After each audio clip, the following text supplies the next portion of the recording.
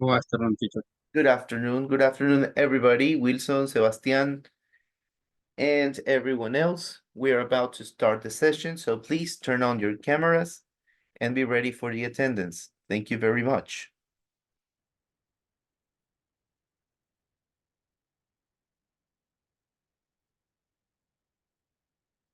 We are starting the session, so please, everybody, turn on your cameras and be ready for the attendance.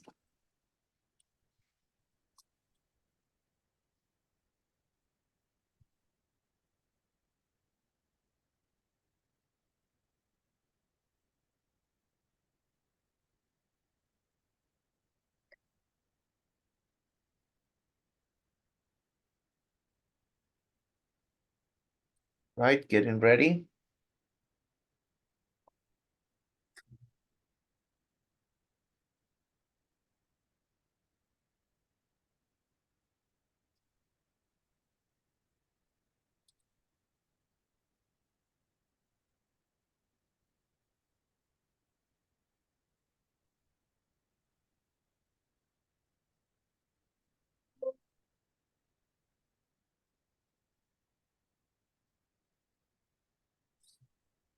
Okay, I'm going to start. Denise Alvarado.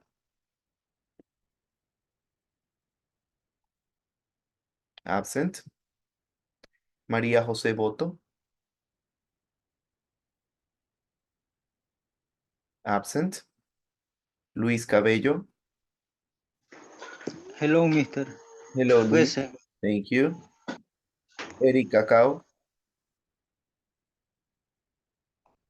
Eric Cacao is absent.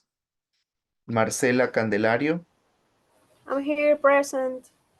Thank you, Marcela. Daniel Carrillo. Present. Thank you, Daniel. Leti Fiallos. Present. Thank you, Leti. Jocelyn González. Absent. Javier Elguero. Absent. Claudia Mendoza. Hello, teacher. Hello, Claudia. Thank you. Pablo Mora. Hello, teacher. Present. Hello, Pablo. Did you cut your hair? Desafortunadamente, sí. Bueno, very good, Mr. Pablo. Looking good. Or in English, you would say pulling it off because of the style. All right. Pablo, Luis Nieto. Present, teacher. Thank you, Luis. Where are you, Luis? The beach? No, I practice tennis. Oh, you were practicing tennis. Yes, teacher. All right. Are you playing with someone?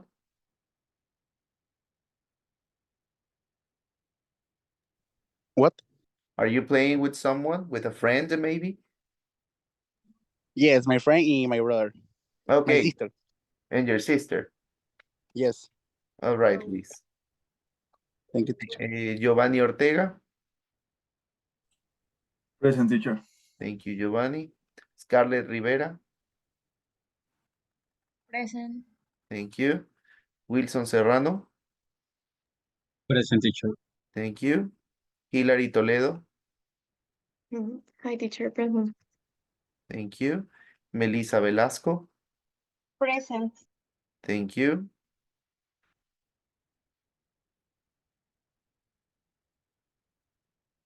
Having trouble with the camera, Melissa? Milena Villacreces. Present. Thank you, Milena. Sebastián Zúñiga. Present, mister. Thank you, Sebastián. And I'm going over again. Denise Alvarado is here. María José Boto. Boto here. Thank you. Eric Cacao. Jocelyn González. Javier Elguero. And that's it. All right, guys, let's get started with today's session. Today, we are going to continue with the next chapter. I'm going to share the screen. And we're going to start with Unit 4B. All right? In Unit 4B, we are going to talk about manners, modern manners. All right? The word manners, by the way, means modales, manners. All right? So this is what we can expect. We're going to get started with the vocabulary and speaking activity, which is phone sentences with the sound. All right? Let's see what this is about. Oh, all right. So this is what you're going to do. I'm going to play the audio track. And you are going to identify what is going on. All right? So number one is doing something. You have to determine what the person is doing. Sometimes you will listen to just a sound. Others, you're going to listen to people talking or saying something. All right? Let's see if you can recognize this. 2.41. 1,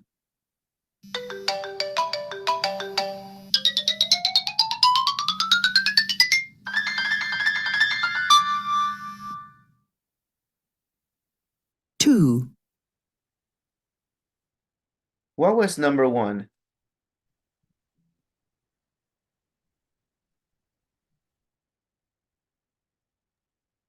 Choosing a new ringtone. It appears to be that somebody is playing with the ringtones in the phone, choosing the new ringtone. All right? Thank you. Let's continue. goodbye. 3, Okay, that was it. Goodbye. What is the person doing? He's just jump up. He's just hung up.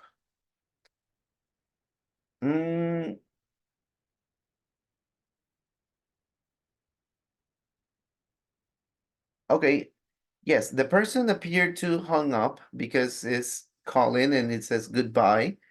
But my only problem is that it says he, and we clearly heard a woman talking. 2, goodbye. Unless it's a young child.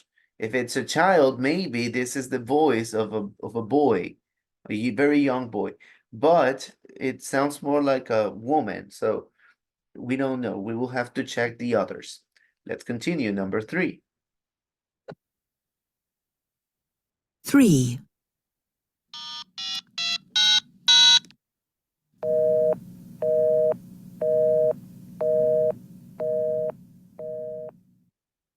What is it? The line engage one busy. The line engaged one busy. Yeah, so the line is busy, right? I don't think this is one. The lines engaged one busy. Doesn't really have much sense. Maybe it's a type error. All right, number 4. 4,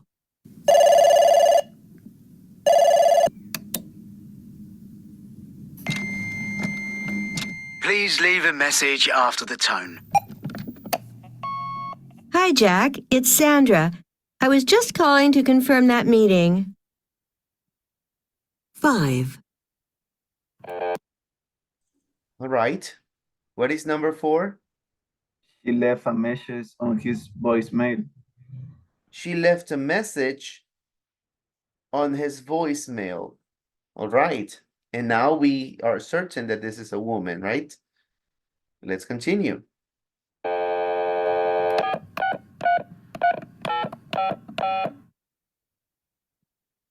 6, Oh, that was it. What is it?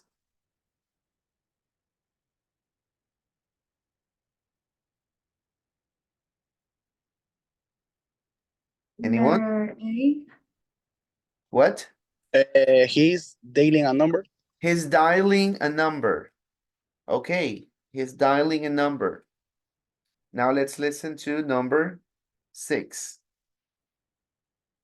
Hello? Oh, hi, it's James.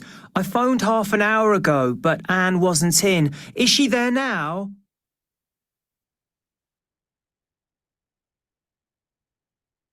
Which one is 6? He's calling back. He's calling back. All right. And number 7 should be letter B. 7.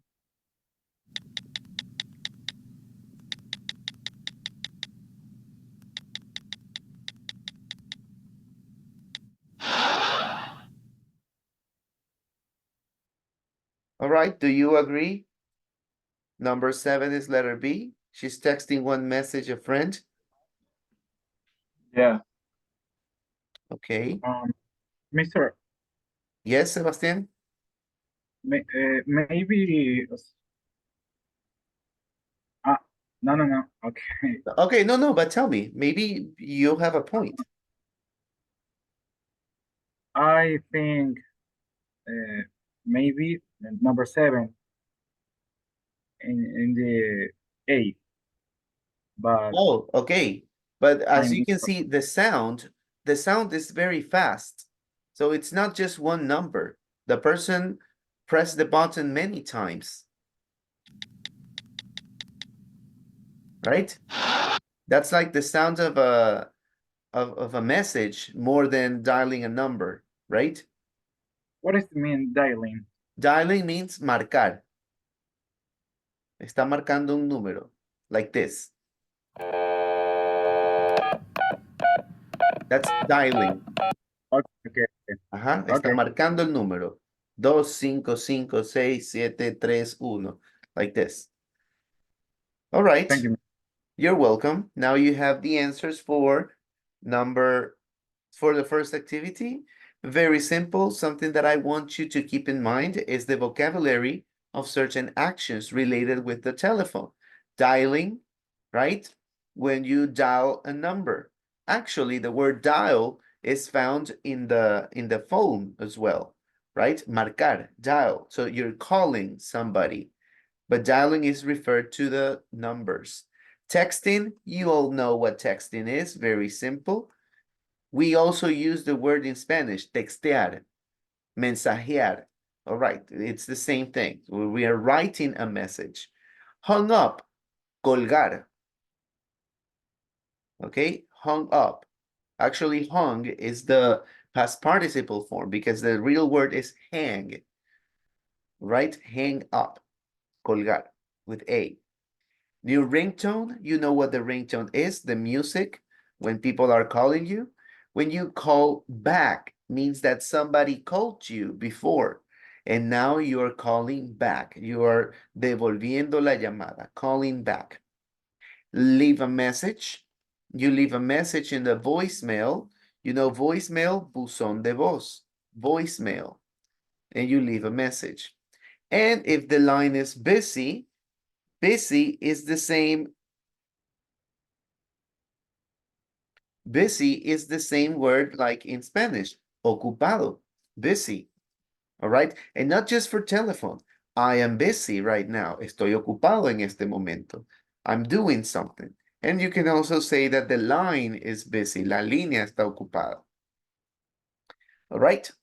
That was the first activity. By the way, I received a message. Erika Cao. I'm going to put the attendance. Please turn on the camera. Okay, mister. All right.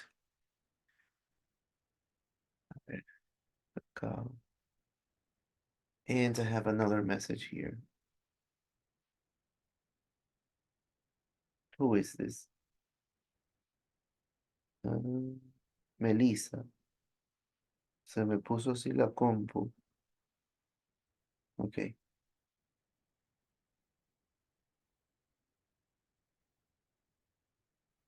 All right.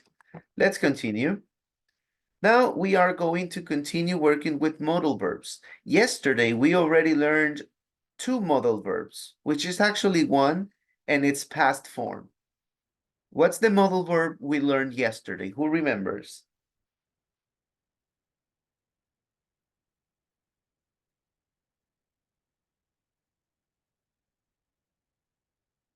Anybody? What modal verb did we learn yesterday?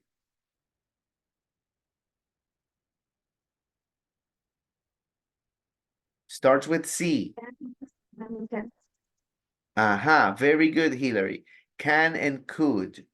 Those are the modal verbs that we learned yesterday. And just like all the other modal verbs that we're going to learn today, must, should, okay, can, must, should, could, would, all of these are modal verbs that we use with a very specific form, all right? We are going to see how this works together, but first we have a little exercise here. And there we go. So before we start, we are going to identify what each of these modal verbs mean. All right, we need to understand the meaning through a list of things that are considered the mobile phone etiquette. What is etiquette? Etiquette means etiqueta. Remember, I told you at the beginning, this chapter is called modern manners. Manners means modales. Etiquette, etiqueta. All right? So let's discover these instructions we have over here, and then we answer the grammar. The breadths, a well-known, help me reading, please, Giovanni.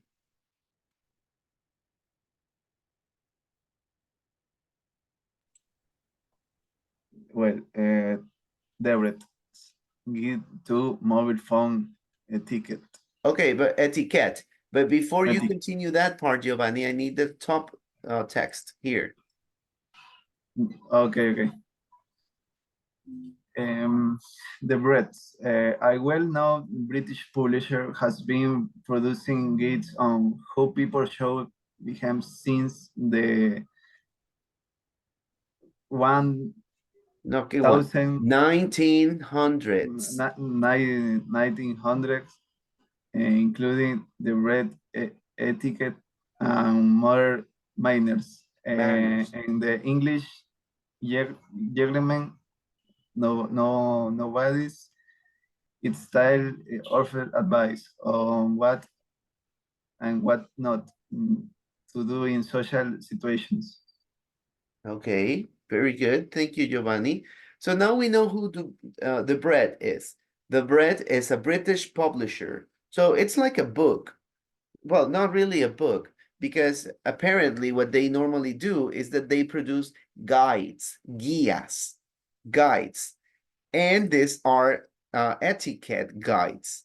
So they tell you, we have a name in Spanish. I remember some people calling it a few years ago, Manual de algo. Does anyone remember that?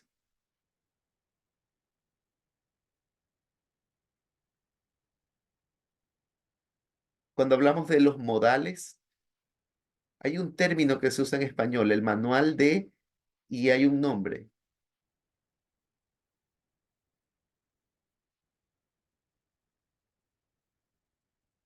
Carrillo.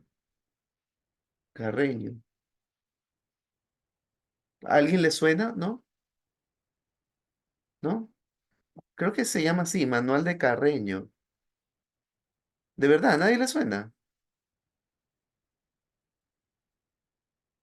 Okay, never mind. Let me see if this exists. Manual de... Ah, yes, Manual de Carreño. I'm not crazy. Manuel Antonio Carreño. Manual of Urbanity and Good Manners. So in Spanish, we have this. It's a manual. All right? Manual de Carreño. Es como manual de modales, ¿verdad? Yes, that's what I was saying. Luis Nieto, have you heard this before? Manual de Carreño. Okay, Luis Nieto has heard this before. As you can see, we're not crazy. This exists. All right. So it's pretty much the same idea. The Bret would be the publisher of Good Manners in English. Carreño would be in Spanish, right? So right now, they have a very specific guide. It's a guide to mobile phone etiquette. So remember, the etiquette talks about the behavior, the way that you have to follow in order to have a good behavior with other people. All right, that's pretty much what manners and etiquette is about. But now related with the phone. So let's read number 1, Hillary.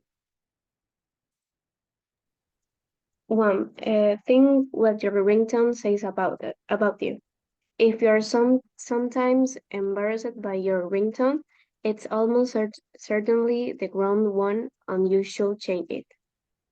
Okay, thank you very much. So that's the first rule. If you feel that the ringtone is not appropriate, it's probably because it's really not appropriate. And it says that you should change it. The word you should change it. Now let's read the options. What do you think is you should change it? You don't need to do this, or don't do this, or it's necessary, or it's a good idea to do this. What's the best expression for you should change it? It's a good idea to do this. It's a good idea to change it. You should change it because the word should means debería. So it's a recommendation. It's an advice. Okay? It's a recommendation. Oh, Maria Jose, what are you doing? Lo siento, toqué algo y no sé Ajá. qué fue. I can see that. All right, no worries. I am going to disable annotation just in case. Después por ahí alguien se pone creativo, right? Okay, so yes, you should change it. The word should means a recommendation. Deberías cambiarlo. You should change it. It's not an obligation. You're not forced to do it, but it's a good idea if you do. That was number 1. Let's read number 2, Maria Jose.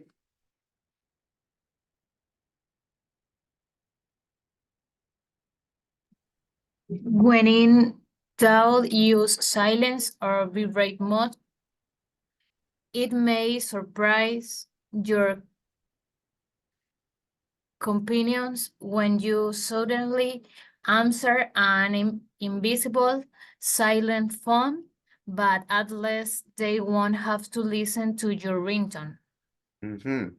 All right, so this one is interesting because it's telling you that you should use silent or vibrate mode, right? Apparently, according to the Bret, it's a good idea or it's a signal of good manners whenever you avoid other people listening to your ringtone. Interesting. So you can simply pick up the call, right? And only you knew that somebody was calling because you felt the vibration, and people don't have to listen to your ringtone. That is also one of the rules in the Bret's manual. Let's continue. Hillary, number 3. Take notice of who is around you. Make sure your conversation is not disturbing other people. Intimate conversations are never appropriate in front of others. Very good. So there are some things that you don't want people around you to know, or maybe those people will feel uncomfortable, right? You don't want to make a scene, una escena. You don't want to make a scene when you're at the phone and there are other people around you, right? There are people who suddenly start screaming and they lose themselves and they start screaming at the phone and they throw the phone and they start crying. I mean, manners, right? Manners, modales. People don't have to be part of that scene with you. So you put it together, right? Put it together. You should have an appropriate behavior when you have a phone call. So people around you are they are also important, right? You are not supposed to have intimate conversations because people can get annoyed about this, right? So those are the first 3 rules. We are going to continue. We have 8 rules. Now rule number 4. I would like to hear Mr. Wilson Serrano.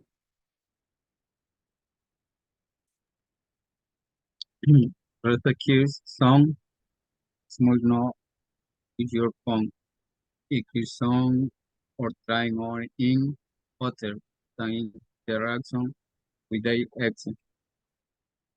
That's the reason why they exist. Repeat.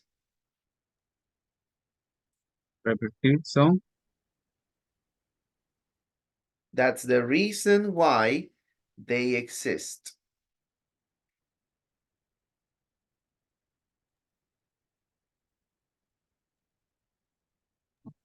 puedes repetir de nuevo, Luis? Yes, that is the reason why they exist. Say reason with the X. No, it's we, it's why. That's the Why? reason why they exist. Say the reason why is the X. That's the reason why they exist.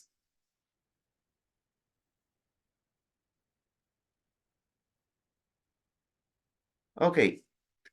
Another phrase of the activity is here in number 4. You must not use your phone. You must not use your phone. I'm going to have to reload this activity.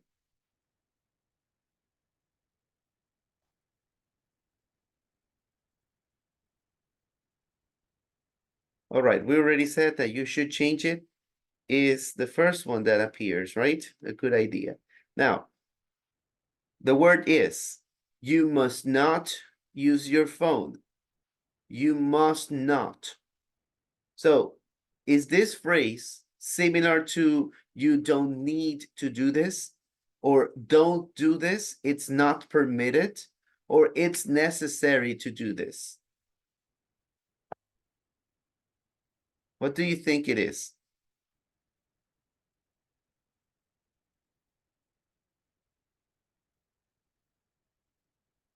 You only have 3 options. You must not use your phone. Must not. What does it sound like? Don't do this. Don't do this. It isn't allowed or it isn't permitted. No lo hagas. You must not. Because the word must means lo que debo hacer. Lo que debo hacer. ¿Ok? En este caso, in negative, lo que no debo hacer. You must not use your phone. ¿Ok? You must not use your phone. Let's continue. So, analyzing this, if you are in a quiet zone, let's say a library or a hotel or a train, right?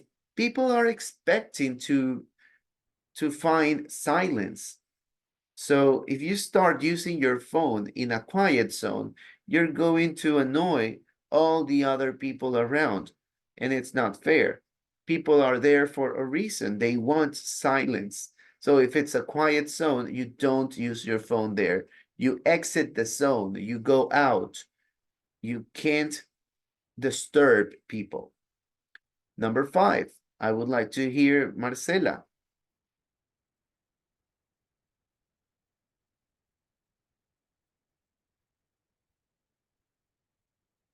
A megaphone, you don't have to shout, and don't shout because you think reception is poor. It won't make any difference. All right, that's good. It says never shout, not shout, never shout. Shout. Okay? The word shout means gritar. Actually, you have 2 ways of saying gritar in English. You can say scream and you can say shout. Both of them mean gritar. Okay? So your phone is not a megaphone. You're not supposed to shout to the phone. Okay? And if the reception is bad, shouting will not make any difference. So this is something that you should keep in mind because people start saying, hello, hello, like screaming or shouting to the phone. Why? Is it really making a difference? I don't think so. So yeah, that's another recommendation from the manual. Never shout to your phone. It's not necessary. But at the same time, it says you don't have to shout. You don't have to. You don't have to is over here. What does it feel like? You don't have to. You don't need to do this. It isn't necessary. Or you don't have to. It's necessary or compulsory to do this. A or C?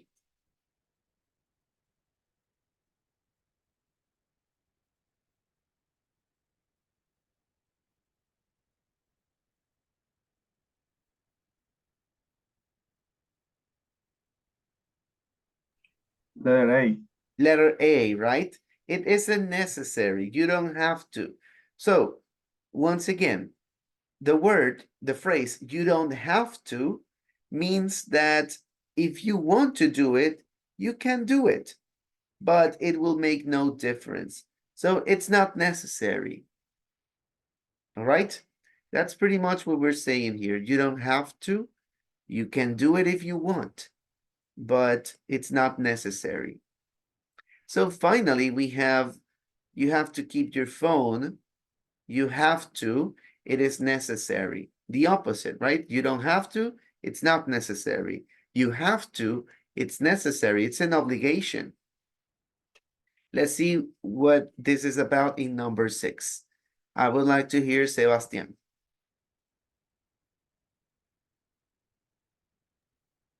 Number 6, mister? Please. Okay. People with you deserve more attention than those at the end of a phone. Wherever possible, turn off your phone in social situations and at meal times, or put it on vibrate if you have to keep your phone on because you are expecting an important call. Apologize in advance. Very good. All right, so here we have a very important recommendation. As you can see, sometimes you might have an emergency. You might be expecting a very important call. So it says the recommendation, apologize in advance. Apologize means discúlpate. Discúlpate antes, in advance, por adelantado. All right? If you have to keep your phone. So the word have to means that it's necessary. If it's necessary for you to keep the phone, apologize. That is the recommendation. All right? So if it's not necessary, if you're not expecting an important call, then turn off your phone. If you're having a meal with your family, turn off your phone or leave your phone away. So that's another thing related with manners.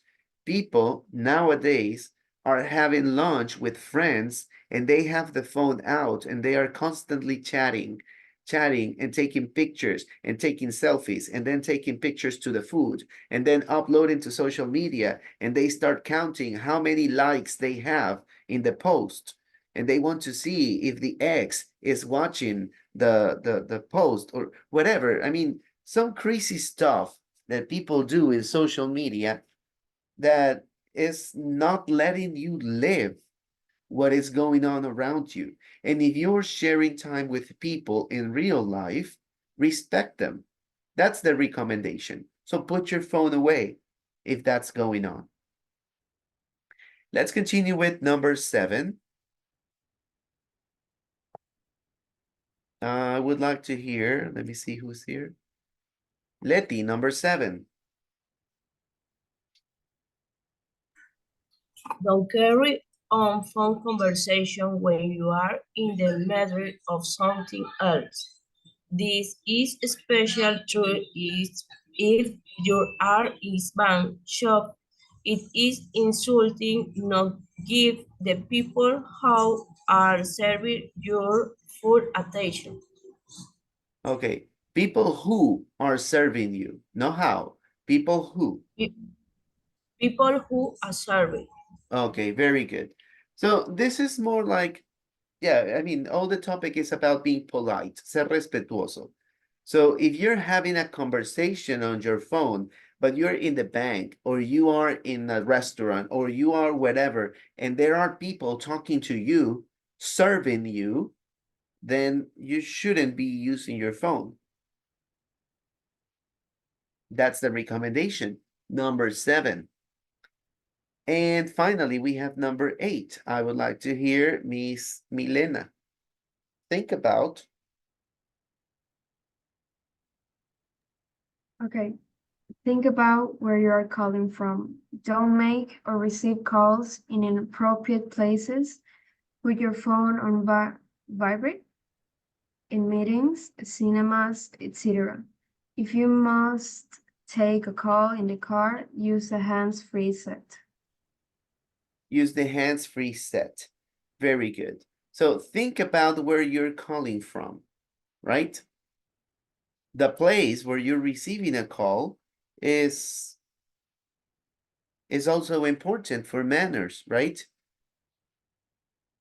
If you're in the cinema, if you are in a meeting, right? And if you're in the car, you use the hands-free set. You don't have your phone because it's even dangerous. All right? Now that we finish this activity, we're going to check the answers and then we go after the different rules regarding this topic. There you go. Please keep track of the answers. Gonna leave that for a few seconds.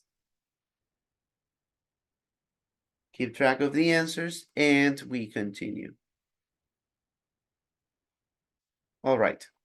So for the following activities, we have 2 more grammar activities here that you're gonna do on your own. But before we continue that, I am going to share with you the instructions about the grammar bank. Have to, must, and should. We're gonna learn these 3 words right now. Help me reading the first examples, please. I'm gonna ask Miss Claudia. 1, 2, and 3, please. You have to wear a seatbelt in a car. Yeah, a Do you seatbelt. a seatbelt in a car? Do you have to work on Saturdays? I have to wear a uniform at my primary school. Primary I school. have primary school. I'll have to get up early tomorrow. My interview is at night. You must be on time tomorrow because there's a test. You must remember to phone Emily. It's her birthday. I love the Louvre. You have to go when Yeah, you're it's in not the Louvre. This is a museum, the Louvre in Paris, the Louvre. the Louvre. Not the Louvre, the Louvre. The Louvre. Yes. You have to go when you're in Paris. You must see this film. It's amazing. Okay. So what do we understand from these rules? As you can see, the interesting part is to know if the phrase is talking about an obligation or if it's just a recommendation. That's what we're doing here. If it's an obligation, you have 2 possibilities. You can use the word have or you can use the word must. All right? You can use the word have or you can use the word must. In positive, both of them talk about obligation. Both of them talk about obligation. In negative, must not or mustn't, we have them here. Mustn't is also an obligation, but have to in negative, don't have to, it's not an obligation anymore. You decide if you want to do it or not. That's something very important when you use these words. Okay, so have to, obligation. Must, obligation. Must not, obligation. Don't have to, optional. All right, we're gonna get there in a moment. So first of all, point number nothing, just the point. Have to and must are normally used to talk about obligation or something that is necessary to do, as you already know. Number one, have to is a normal verb and it exists in all tenses and forms. Example given also as a gerund or infinitive. As you can see, the word have is a normal verb. So if you're using a normal verb, the next word is a verb with to. You have to wear. You have to work. You have to wear. You have to get up. To. Have to. Have to. You always use the word to because it's a normal verb. But must is not a normal verb. It's a modal verb. When you have the any modal verb, you're gonna use the next verb without the to. All right? You don't say you must to be. You say you must be. You must to remember? No, you must remember. That's how you use the modal verb, just like can and could. It only exists in the present, but it can be used for a future meaning. You have to go to the I'm sorry, you must go, right? In number two, we have you must be on time tomorrow. Well, it's present, but it's talking about a future event. So that's how we're using this. And number three, you can also use have to or must for strong recommendations. All right? Strong recommendations. You have to call me when you arrive. Yes, it's not really an obligation, but it's a very important recommendation, right? You must see the movie. You must. I mean, you don't have an obligation to watch any movie, but apparently it's a very good movie because the person is saying the word must. All right? How do we use have to or must? Help me reading, please, Mr. Eric. The little box here. Have to or must? Have to and must have a very similar meaning, and you can usually use either forms. Continue. ¿Sigo? Okay. Have to is more common for general, external obligation, for example, rules and laws. Must is more common for specific or personal obligation. Compare, I have to wear a shirt and tie at work. In this example, it is the rule in his company. Pardon. I must buy a new shirt. In this one too old. No, it is my own decision. Very Sigo. good. No, that's it. Sometimes there is a slight difference. Have got to. Have got to sometimes is used instead of have to when you're speaking English, not when you're writing English. I gotta go. Have you heard that? Gotta go. I gotta go. Well, this is the form, the complete form. I've got to go. I've gotta go now. It's very late. It's commonly used in spoken English. Spoken means that you speak. You don't write this way, right? You could, but the truth is people speak like this, but not really write because you don't need to. You don't have to. And by the way, now that we're talking about have to, help me reading the next part, Scarlett. You don't have to.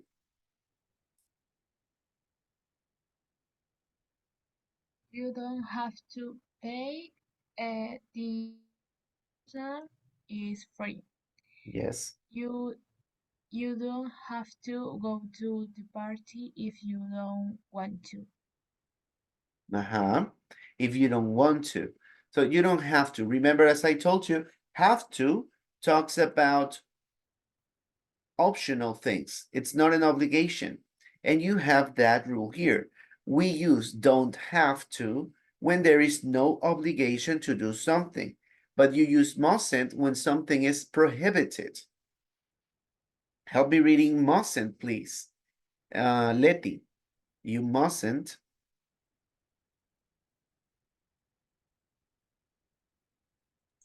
No, no lo escuché, teacher. Yes, help me reading mustn't, please. Mustn't. Leah, mustn't. Mustn't, you must part her. You must eat the cake is for the party. Ok, pero no es mustn't. Mustn't. Para pronunciarlo hay como una E escondida, ¿ok? No tiene que Yes. pronunciar cada una de las letras. Esta es una de las cosas que hace que la pronunciación del inglés sea una cosa extraña. Mustn't. Mustn't. Mustn't. Mustn't. Okay. So, don't have to and mustn't are completely different. You don't have to drive or you mustn't drive. It's not the same. Mustn't is an obligation because it's prohibited. You're not supposed to do it. But if you say you don't have to, if you want, you can do it. So it's an option. You can often use can't or not allowed instead of mustn't. Like you can't park here. You're not allowed to park here. All right. So those are some of the variations we have. Can't or not allowed in negative specifically. And finally, we have the modal verb should, which is the recommendation. This time I would like to hear Mr. Pablo Mora. Should, shouldn't, plus infinitive.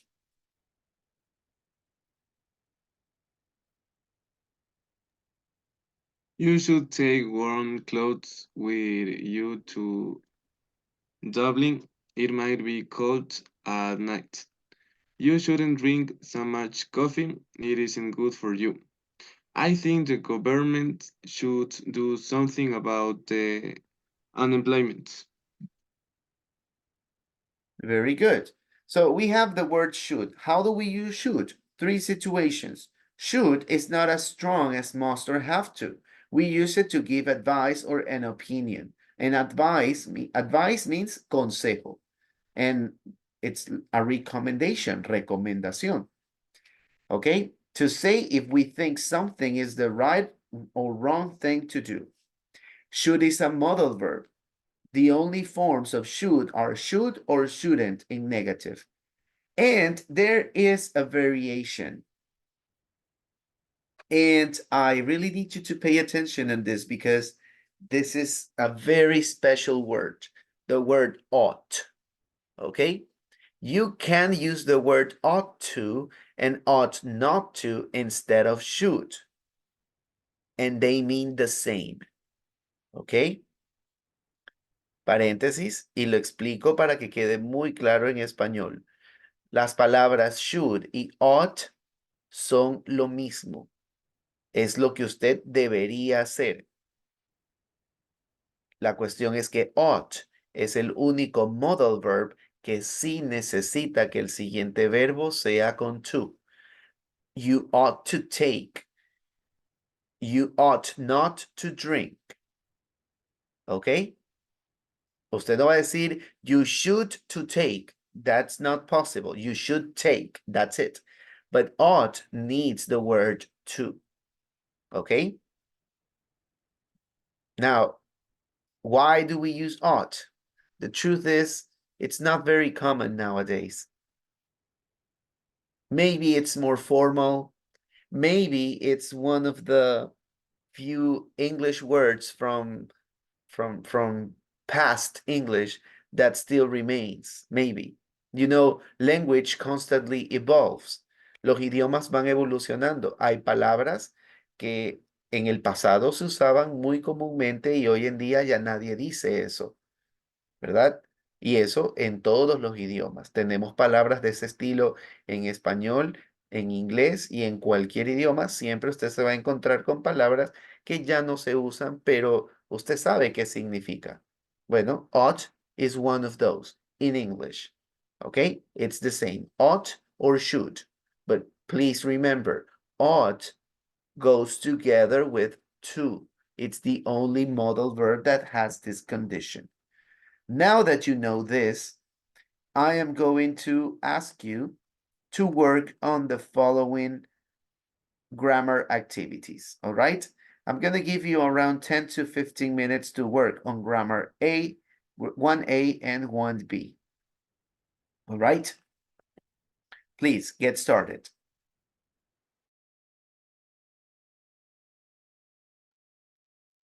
Mister, Yes. excuse me, can you check my answer in the activity when 1A, please? But sorry, because I write the correct word, but in this activity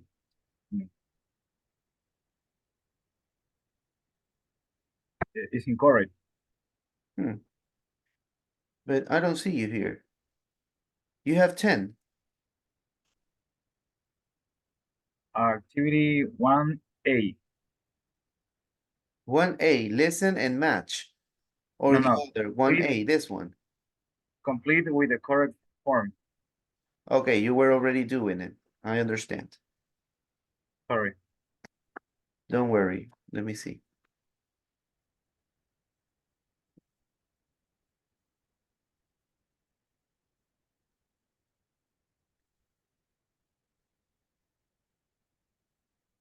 They are correct. Oh, I see. The problem is the sign. Vamos a insistir en un tema que ya se ha hablado antes y es el tema del apóstrofe. En inglés, la apóstrofe es vertical. Si usted utiliza algún símbolo que tenga alguna curva ligera o esté inclinado como una tilde, eso no es un apóstrofe y el sistema no se los va a aceptar. Para que salgan de dudas, usted simplemente busque un apóstrofe que ya esté en el texto y la copia. ¿Ok? Porque probablemente la que usted está usando del teclado no es. Y en el caso, De por Google. ejemplo, de el compañero Sebastián, parece ser que este símbolo yo lo veo ligeramente inclinado. Por lo tanto, puede ser más una tilde que una apóstrofe. Okay, mister, Pero, I don't know that. yes, yes, now you do. Creo que yo lo dije en las primeras clases y usted todavía no estaba.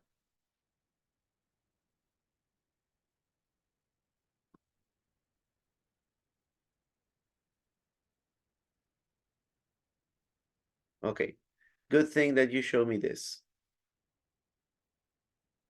So we're working on these two activities, please.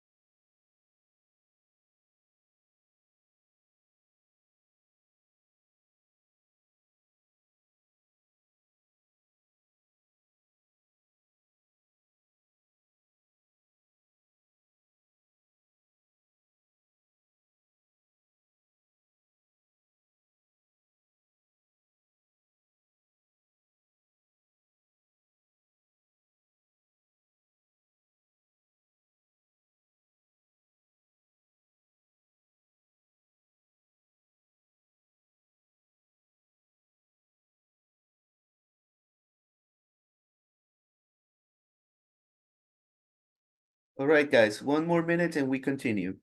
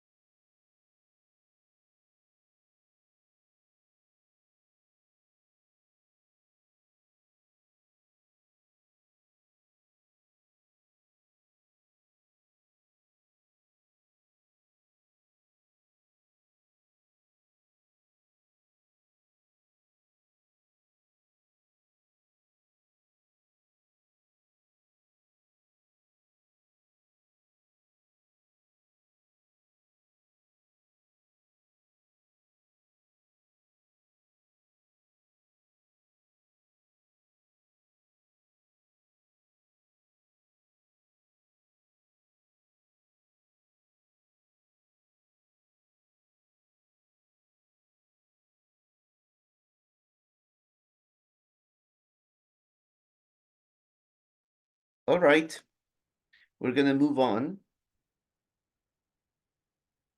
But first, I need to take the attendance once again.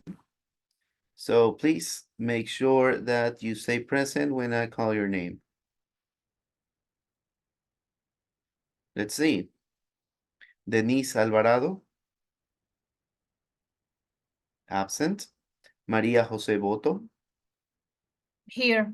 Thank you. Luis Cabello. Present, mister. Thank you, Luis. Erika Cao. Present, mister. Thank you. Marcela Candelario. Present. Thank you. Daniel Carrillo. Present. Thank you. Leti Fiallos. Present. Thank you. Jocelyn González. Present. Thank you. Javier Elguero. Presente. Thank you. Claudia Mendoza. Present. Thank you. Pablo Mora. Present. Thank you. Luis Nieto. Present, teacher. Thank you. Giovanni Ortega. Present, teacher. Thank you. Scarlett Rivera.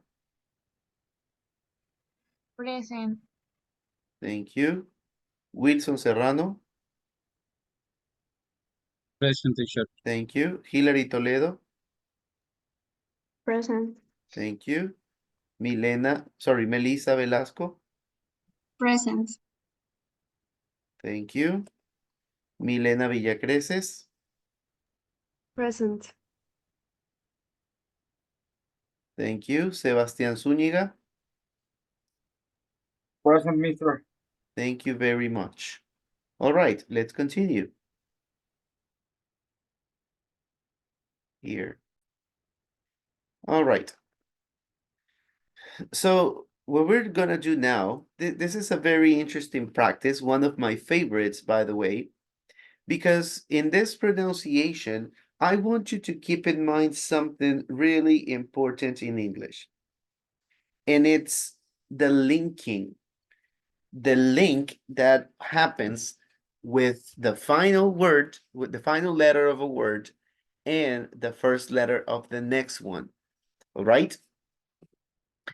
Voy a pasarme a español, ¿sí? Hay muchas personas, muchos profesores incluso que piensan, que opinan, ¿no? Yo lo considero una opinión porque no es una ciencia cierta, pero hay ciertas cosas del idioma que al menos para los adultos es necesario explicarlo en el idioma natal para poder entender qué es lo que se viene, ¿no? Habrá personas pues que digan, no, que solamente hay que hablar en inglés para que la gente aprenda. No, yo ciertas cosas no las considero así. Y esta es una de ellas. ¿Cómo funciona esto? En español nosotros no tenemos la necesidad de hacer esto, pero en inglés es muy importante porque si no las palabras se comienzan a ser pausadas. Usted no va a decir, you must switch off, haciendo una pausa que se siente poco natural, sino que las va a ligar, como usted puede ver la línea de abajo. Entonces, en lugar de decir switch off, haciendo una pausa, usted va a decir sui, y ese último sonido, el ch, no lo va a pronunciar allí, sino que lo va a pronunciar pegado a la siguiente palabra. En otras palabras, esto suena switch off. Switch off. No suena bien porque estoy haciendo una pausa para demostrar lo que se hace, pero escúchela todo de corrido. You must switch off your phone on a plane. ¿Sí lo ve? Number 4. You mustn't open other people's emails. Así sería separado todo. Ahora, mustn't termina en T. Esa T no la voy a pronunciar junto a mustn't, sino junto a open. Entonces, open va a sonar como topen. ¿Ok? You mustn't open. You mustn't open. Ya cuando usted habla y conversa de forma fluida, no se siente lo que usted está haciendo. Entonces es una forma de ligar las palabras. You mustn't open, y open termina en N. Esa N va pegada a la siguiente palabra. You mustn't open another. Open another. ¿Sí ve? Open another. You mustn't open other people's emails. People's emails. ¿Ok? Todos vamos a hacer este ejercicio. All right? I am going to play the audio track next to this activity so you can hear the pronunciation from the book. 2.47. 1. You must switch off your phone on a plane. 2.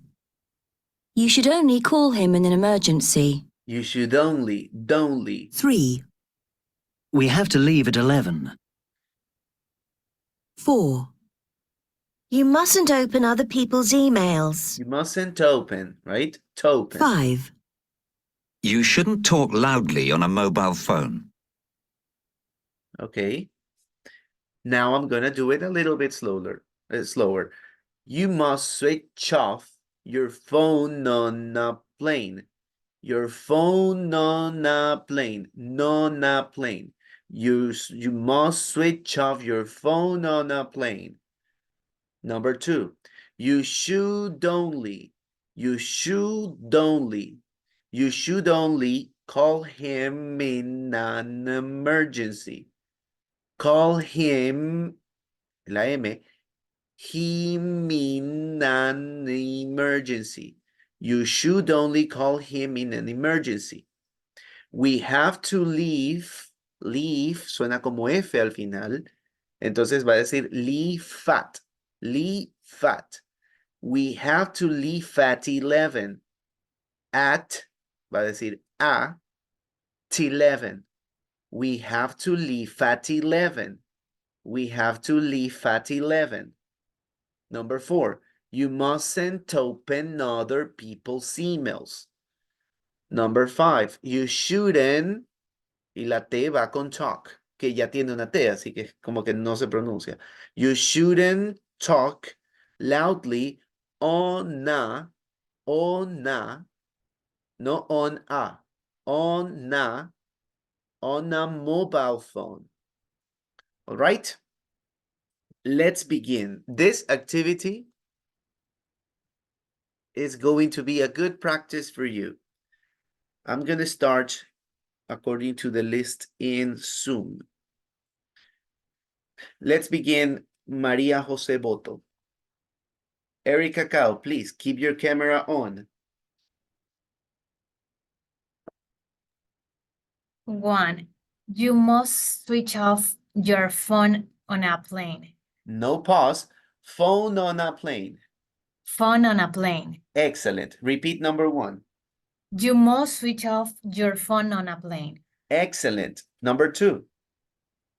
You should only call him in an emergency. In an emergency. In an emergency. Yes, in an emergency, right? An emergency. Again, number 2. You should only call him in an emergency. In an emergency. You should only call him in an emergency. Very good. 3. Number 3. We have to leave at 11. Leave at 11.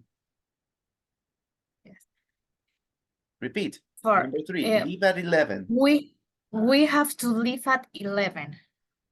Leave at 11. Okay, a little bit faster. We have to leave at 11. We have to leave at 11.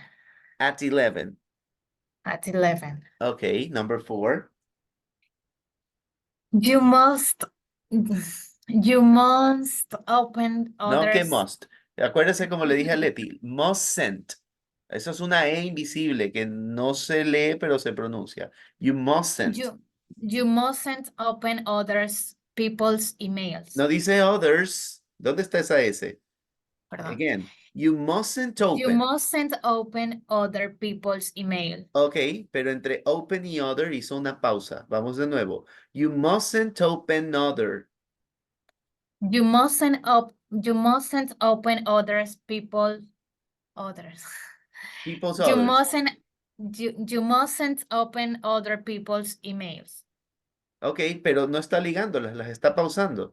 Usted hizo you mustn't open. You mustn't. Dijo la T junto a mustn't. Y debe estar en topen. You mustn't open. Repeat. You mustn't open other people's emails. Other people's emails. Other people's emails. Ok, hay una pausa aún, María José. Repeat. Number 4. You mustn't open other people's No emails. others. ¿Dónde está others? You mustn't open other people. You mustn't open other people's emails. Excellent. Very good. Number 5. You shouldn't talk loudly and on a mobile phone. On a mobile phone. You shouldn't talk loudly on a mobile phone. Mobile phone. All right. Thank you, María José. Good practice. Next, Claudia Mendoza. You must switch off your phone on a plane. Ok, Claudia, eso estuvo muy pausado. Let's repeat. You must switch off. You Switch must off your switch off phone on a your plane. phone on a plane. Repeat. No le escuché, yo estaba hablando. You must switch off your phone on a plane. Ok, pero está diciendo switch off. Switch off. Switch off. Yes. Repeat. Number 1. You must switch off your phone on a plane. Your phone on a plane. Phone on a plane. Your phone on a plane. Excellent. Number 2. You should only call him in an emergency. Him in an emergency. Him in an No him, in an pausa. Him in an emergency. Him in an emergency. Ok, pero ahora la pausa la hizo en in an. In Him an. in an emergency. Excellent. Repeat number 2. You should only call him in an You should only call him in an emergency. In an emergency. Excellent. Ahora should. Should only. Don'tly. You should only. No, ya, pero no, o sea, si ya va a decir don'tly, ya no diga la D al final de should. ¿verdad? Es como que dice shoe, como zapato. Should only. You should own. Should only. You should only. No should only. Should only. Should only. Yes. Repeat. Number 2. You should only call him in an emergency. No, y esa pausa. Again. You should only call him in an emergency. You should only call him in an emergency. Excellent. Number 3. We have to leave at 11. We have to leave at 11. We have to leave at 11. Hay una pausa entre at 11. At 11. We Repeat. have to leave at 11. No haga pausa. Sí, dígalo de corrido. You have to leave at 11. We have to leave at 11. Excellent. Very good. Por cierto, antes de continuar, todos deberían estarlo practicando una y otra vez. Ya para cuando lleguemos a los últimos, ya esto debería ser una pasada, porque lo han dicho tantas veces. No es que estoy esperando que me toque mi turno y no digo nada mientras tanto, sino cómo le van a sacar provecho al tiempo. Aunque no sea su turno, practíquelo. Quiero ver las bocas pronunciando. Ok, number 4, Claudia. You mustn't open other people's email. Okay, again, open other. Open other. Open other. Okay, repeat number 4. You mustn't open other people's email. Excellent. And number 5? You should talk loudly on a mobile phone. Okay, pero no es should, es shouldn't. You shouldn't talk loudly on a mobile phone. You shouldn't talk loudly on a mobile phone. Yes. Okay, thank you, Claudia. Next, Daniel Carrillo. Uh, you must you must switch off your phone on a plane. Switch off. Phone on a plane. Repeat. You must switch off your phone on a plane. Excellent. Number 2. You should you should only call him in an emergency. Excellent. Number 3. We have to leave at 11. Excellent. Number 4. Yeah, you mustn't open other people's emails. Excellent. Very good. And number 5. You shouldn't talk loudly on a mobile phone. Mobile phone. Very good. Thank you, Daniel. Good job. Next, Eric Cacao. You must switch off you must switch off your phone on a plane. Excellent. Number 2. You should only call him in an emergency. Call him in an emergency. Call him in an emergency. Call him in an emergency. Call him in an emergency. Yes. Number 3. We have to leave at 11. Okay. Very good. You mustn't open other people's emails. You mustn't open. Topen. Wait, you mustn't open other people's emails. Other people's emails. You mustn't open other people's emails. Other people's emails. Repeat. People's emails. People's emails. Very good. All right. And number 5. Yes, number 5. You shouldn't talk loudly on a mobile phone. On a mobile phone. Thank you very much, Eric. Who's next? Leti Fiallos. Leti, number 1. You must switch off your phone on a plane. Ok, pero no haga pausa entre phone y on. Phone on a plane. You must switch off your phone on a plane. Excellent. Number 2. You should only call him in an emergency. Ok, todo está muy pausada. Haga las You ligas. should, You should you only. should, you should only call him in an emergency. Him in an emergency. You should only call him in an emergency. Him in an emergency. Him in an emergency. Pero no me haga pausa. Him in an emergency. Him in an emergency. Very good, yes. Otra vez, number 2. You should only call him in an emergency. You should only call him in an emergency. Very nice. ¿Quién la escucha, Leti? Very nice. Number 3. We had to live in 11. Leave We at. had, No leaving. Leave at 11. yeah, we had to live in, ese que no me sale. We had to live in, No leaving, leave at. We have to yeah. leave at 11. We had to live in at 11. No leaving, no leaving. Ahí no dice leaving. Leave at 11. We had to live at 11.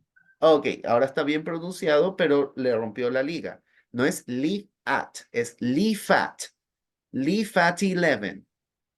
Yeah, we had to leave at 11. Excellent, very good.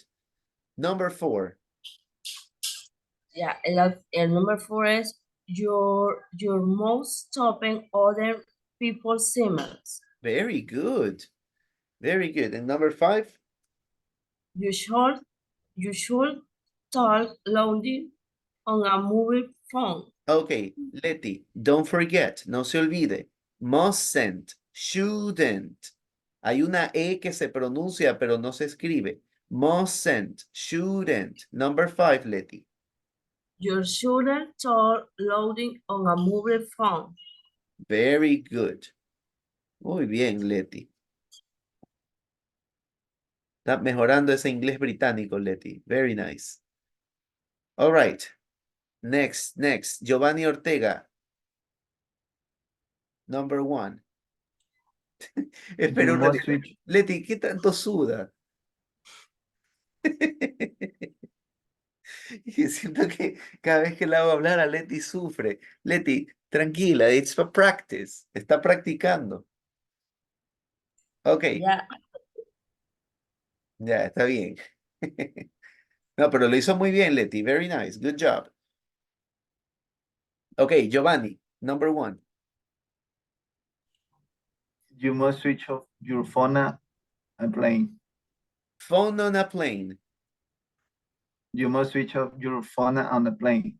Ok, quiero que noten lo siguiente. ¿Se acuerdan del ejercicio que hicimos ayer? Que estábamos leyendo la frase y le hacíamos énfasis en ciertas palabras. Se los voy a mostrar por si no se acuerdan. Este de aquí. ¿Se acuerdan de este? We won't be able to come. Esas palabras que están en negrita son las que deben tener más acento. ¿Ok? Por lo tanto, también hay que practicar un poco a matizar el volumen. Me disculpan el término musical que acabo de usar. Tienen que regular el volumen. ¿Ok? Entonces, no solamente es la liga, Giovanni, sino también vamos a darle más intensidad a las palabras que están más grandes. Así como están más grandes, usted las debe pronunciar más alto. O en su defecto, las que están más pequeñas, usted las pronuncia más bajo. ¿Ok? Por ejemplo, aquí, you must switch off. You must switch off your phone on a plane. Okay. You must switch off your No phone on a switch plane. off, switch off. Okay. You must switch off your phone on a plane. Excellent. Number 2. You should only call him in emergency. Ok, pero ¿por qué está arrastrando las letras? Trate de hablarlo de forma natural. You should only call him in an emergency. You should only call him in emergency. In an emergency. In an emergency. Again, number 2. You should only call him an emergency. In an emergency. In an emergency. Otra vez, number 2. You should only call him in an emergency. Very good. Number 3. We had to leave at 11. Good. Number You 4. mustn't open other people's emails. Very good. And number 5. You should talk only on a mobile phone. You shouldn't talk You shouldn't talk only on a mobile phone. on a mobile phone. Very good, Giovanni. Thank you. Next. Hillary, number 1. Okay. You must switch off your phone on a plane, and you should Wow. only call him in an emergency. We Wow. have to leave at 11. ¿Sí se me escucha? Sí, sí, está excelente. Yeah.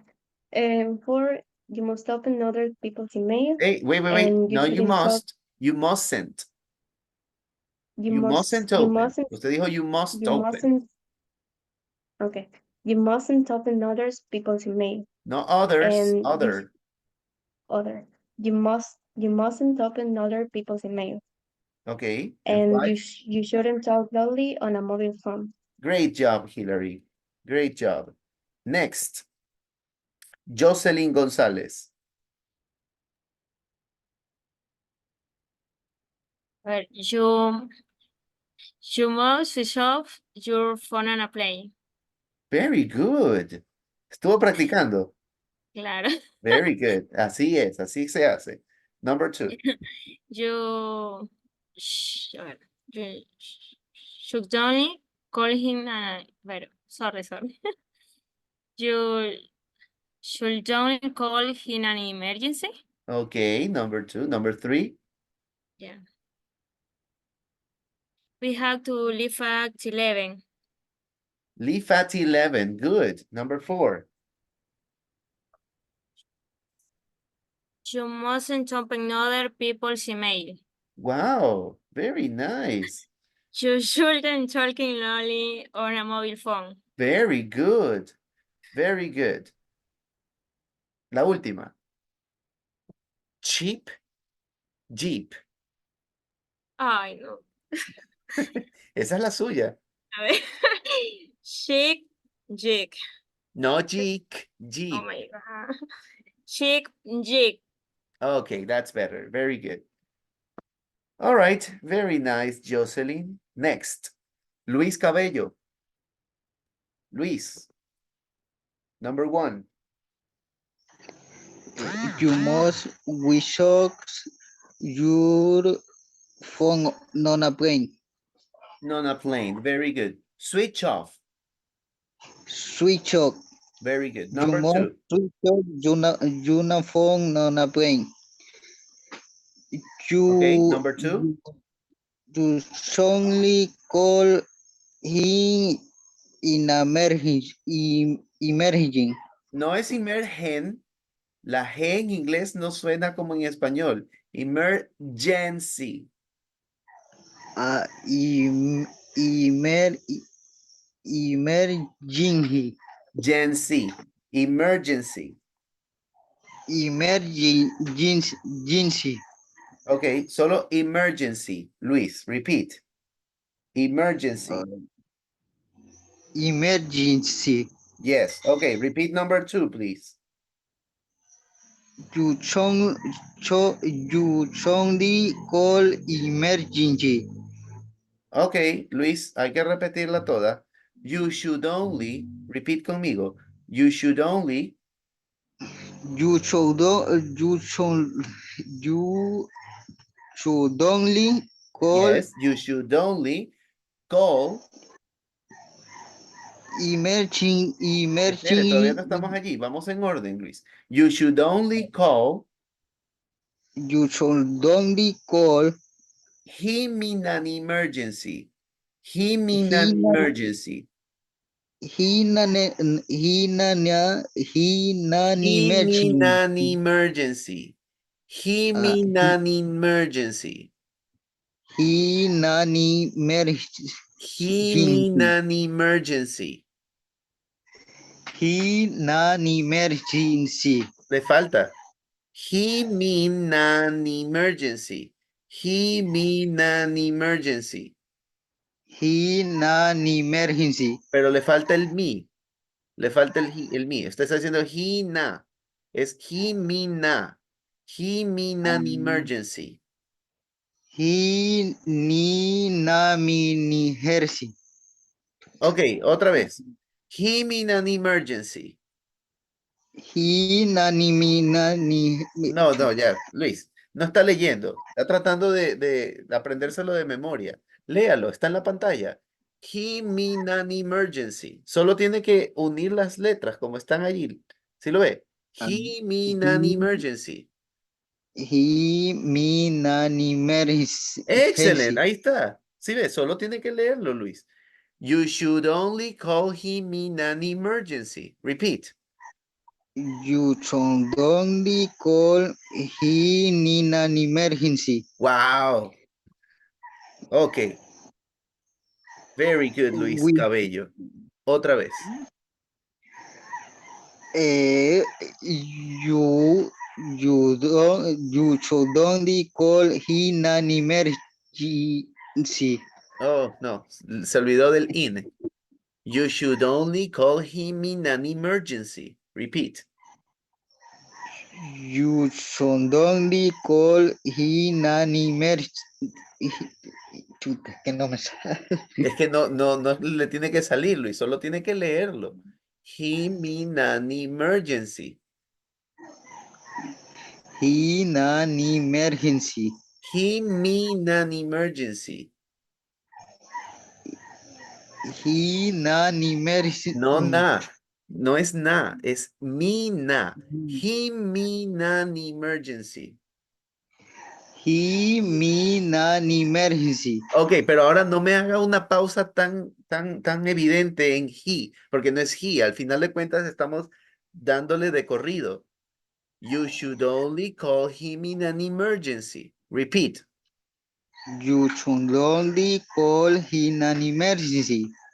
Ok, vamos a dejársela pasar, Luis, porque lo hizo una vez y está en la grabación. Number 3. We have to living. Ahí no dice y leaving. ¿Dónde está y leaving? We have to leave at 11. We have to leave at 11. We have to. We to have. We Luis, have to. léalo. No trate de recordar lo que yo dije porque no es de memoria. Está en la pantalla por algo. We have to leave at 11. We have to leave at 11. Excellent, very good. Number 4. You must open other people email. People's emails. People's email. No simen, no simen, Luis, es emails. Simen es otra cosa. Emails. People's Email. emails. People email. People's emails. People's email. Ok, email. Por ahí está. Otra vez. You mustn't open. You mustn't open other people's emails. Repeat. You mustn't open other people's email. No, please, no diga semen. Emails. People's emails. Email. People's emails. People's email. Ok, vamos a pasarla. Number 4. Vamos a number 5. You should tell lonely on movie phone. On a mobile phone. On a non phone. On a mobile phone.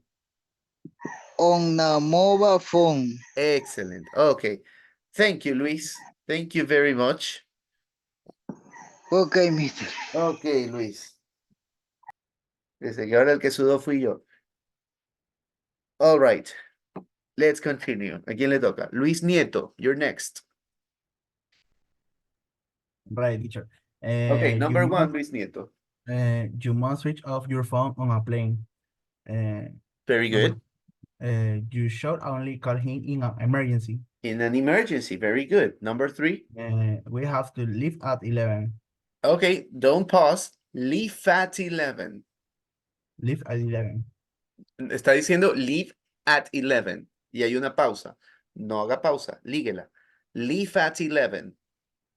We have to leave at 11. Otra vez me hizo la pausa. Leave suena como una F al final. Imagínense ahí una F. Leave fat. Leave at 11. We have to leave at 11. Ok, pero no es aj, es una T.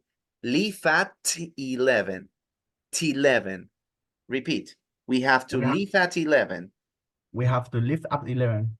Me volvió a hacer la pausa, Luis. We have to leave at 11. We have to leave at 11. Leave Otra at vez me 11. hizo la pausa. We have to leave at 11. Leave at 11. We have to leave at 11. Excellent. Okay, number 4. You mustn't open other people's emails. People's emails. People's emails. People's emails. You mustn't open other people's emails. Ahora no es others, solo es other. You mustn't open other people's emails. You mustn't open other people's emails. Okay, very good. And number 5. You shouldn't download it on a mobile phone. Okay, thank you very much, Mr. Luis. Who's next? Melissa Velasco. Melissa, number 1. You must switch off your phone on a plane. You should only call him in an emergency. Okay, ahí hubo 2 pausas. You should only call him in an emergency. You should only call him in an emergency. In an emergency está excelente. You should only. Should only. You should only. Yes, repeat. You should only call him in You an should emergency. only call him in an emergency. Excellent. Number 3. We have to leave at 11. Leave at 11. Repeat. Leave at 11. We have to leave at 11. We have to leave at 11. Not at 11, at 11. Okay. We have to leave at 11. No, eso es lo que no. Leave Okay. at 11. Leave at 11. We have to leave at 11. Leave at 11. Leave at 11. No leave at. Leave at 11. Leave at 11. No leave at. Leave at. Leave at. Leave at 11. Excellent. Number 4. You mustn't open people's emails. People's emails. You shouldn't download it on a mobile phone. Number 5 was good. Repeat number 4. You mustn't open others. You mustn't open others people's emails. People's emails. People's emails. People's emails. People's emails. No people's. People's emails. People's. Yes. People's Repeat. emails. Repeat Okay. number 4, please. Repeat number 4.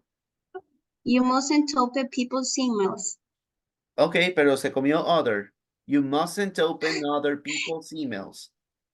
You mustn't open other people's emails. Excellent. Very good, Melissa.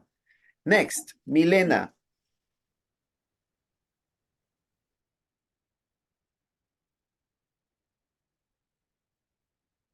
Milena.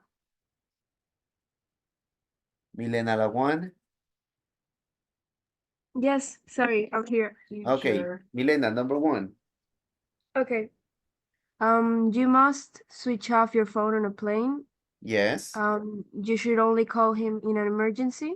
Yes. We have to leave at 11. Yes. You mustn't open other people's emails. Yes. I'm sorry. And you shouldn't talk loudly on a mobile phone. Excellent job. Very good. That was very natural, Milena. Good job. Next, who are we missing? Pablo, Scarlett, Sebastian, and Wilson. Pablo, number 1. You must switch off your phone on a plane. Very good. Number You 2. should only call him in an emergency. In an emergency. You should only call him in an emergency. Good. We have to leave at 11. Yes. You mustn't open other people's emails. Okay. You shouldn't talk loudly on a mobile phone. Yes. Very good. Good job, Pablo. Next. Scarlett. You must switch off your phone on a plane. Phone on a plane is good. Switch off. Repeat. Switch off. No switch off. Switch off. Switch off. No switch off. Switch off. Switch off. No switch off. Switch off. Switch off. No. No es switch off. Switch off. Switch Switch off. off. Switch off. Switch off. Switch off. Switch off. Yes. Repeat number 1, please. You must switch off No, your phone está otra on a vez. plane. No es switch off. No es off, es off. You Off. must switch off.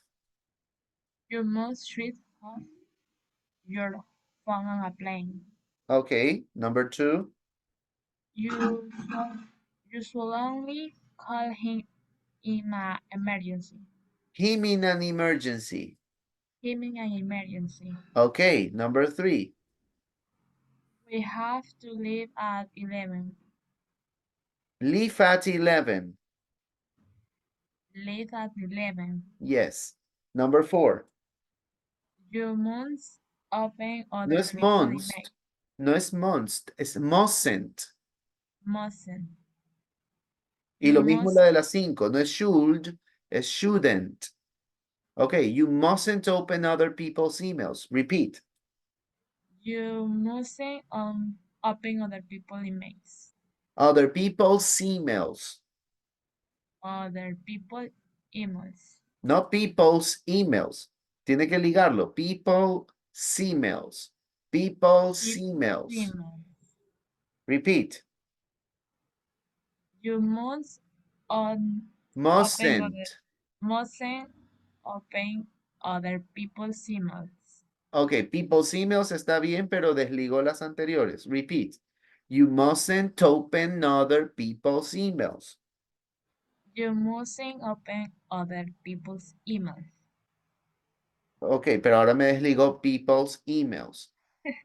Tiene que unir las letras. You mustn't open other people's emails. You mustn't open other people's emails. Ok, no, no, no Simen. ¿Por qué dicen Simen? Emails. Emails. You mustn't open other. Ya lo dije mal. You mustn't open. You mustn't open. Topen. Topen other people's emails. Repeat. You mustn't other people's emails. People's emails. People's emails. Email. No es email, es email. Email. Email. Yes, okay. You mustn't open other people's emails. Repeat. You mustn't open other people's emails. Okay, very good. Number 5. You should download You shouldn't. Se la advertí, ¿sí vio? You shouldn't. You shouldn't. You shouldn't. You shouldn't download on a mobile phone. On a mobile phone is correct. You shouldn't talk loudly on a mobile phone. Repeat. You should download on a mobile phone. You shouldn't talk. You shouldn't talk loudly on a mobile phone. You shouldn't talk loudly on a mobile phone. On a mobile phone. All right. Por cierto, Should y could, esas dos palabras, creo que me estoy olvidando de una, y would, sí, son tres palabras. Se escriben should, así como LD, should, pero la L es muda, no se pronuncia la L. Should, could, would. Y si es negativo, shouldn't, couldn't, wouldn't. All right? Keep that in mind. You shouldn't talk. No es shouldn't, no hay una L. Shouldn't, no, shouldn't, shouldn't. All right, let's continue. ¿Quién le toca? Sebastián. Here I am, mister. All right, Sebastián. Number one. You must switch off your phone on a plane. Sorry. Again? Yes, please. You must switch off your phone on a plane. Excellent. Number two. You should only call him in an emergency. Very good. Number three. We have to leave at 11. Leave at 11. Don't pause. We have to leave at 11. We have to leave. You have to leave at 11. Yes, good. Number four. You mustn't open other people's emails. Other people's what? You mustn't open other people's emails. Other people's email. No, other people's emails. You mustn't open other people's emails. Okay, very good. And number five. You shouldn't talk. You shouldn't talk loudly on a mobile phone. On a mobile phone. Very good. Thank you, Sebastián. And finally, Wilson Serrano.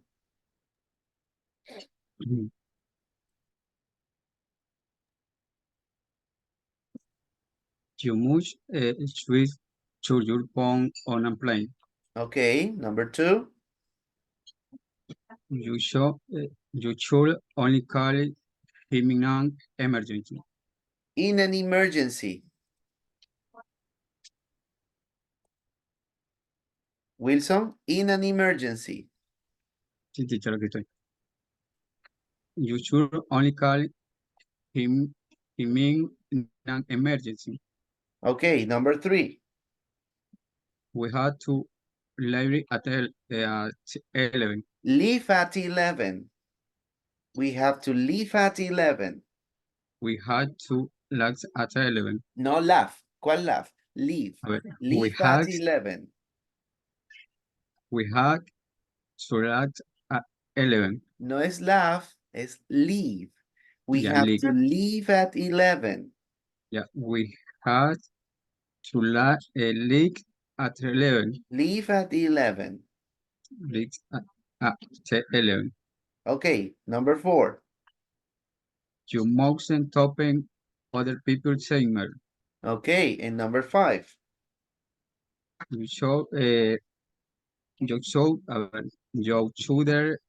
talking loudly on a mobile phone. On a mobile phone. Okay, Wilson, thank you very much. I guess we're missing somebody. Who hasn't talked? I had some people who were in the waiting room.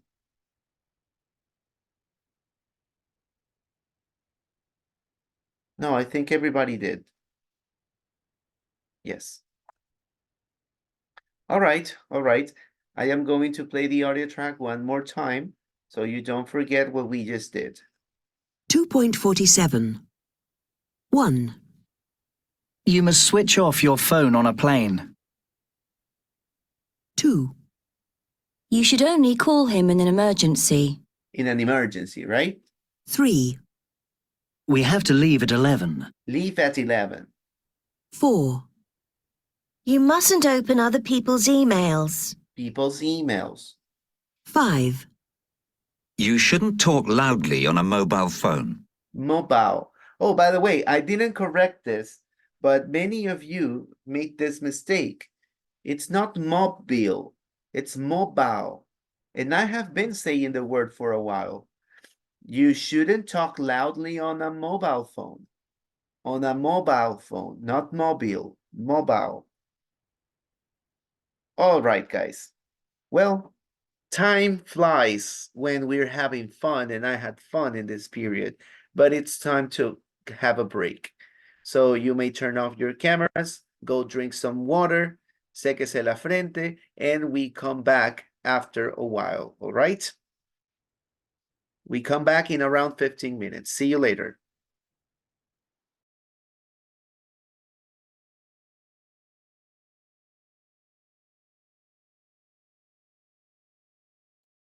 Hello, everybody. Welcome back. We are going to start the second part of the class again. Please get ready. I'm going to take the attendance in a moment.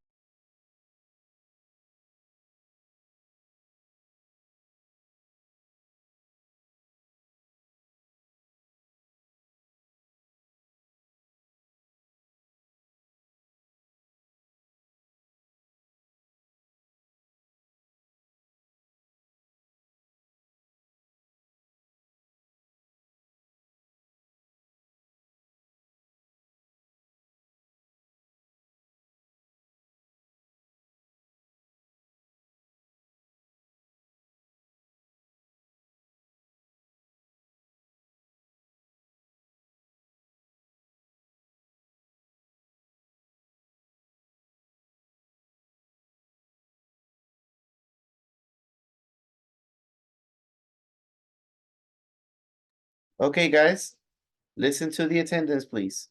Denise Alvarado.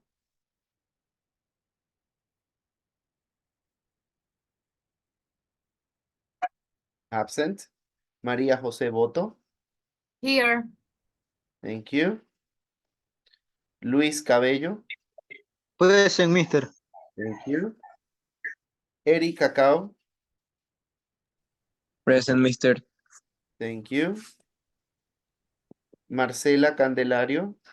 Present, teacher. Ok, Marcela, ¿dónde estaba en la hora anterior?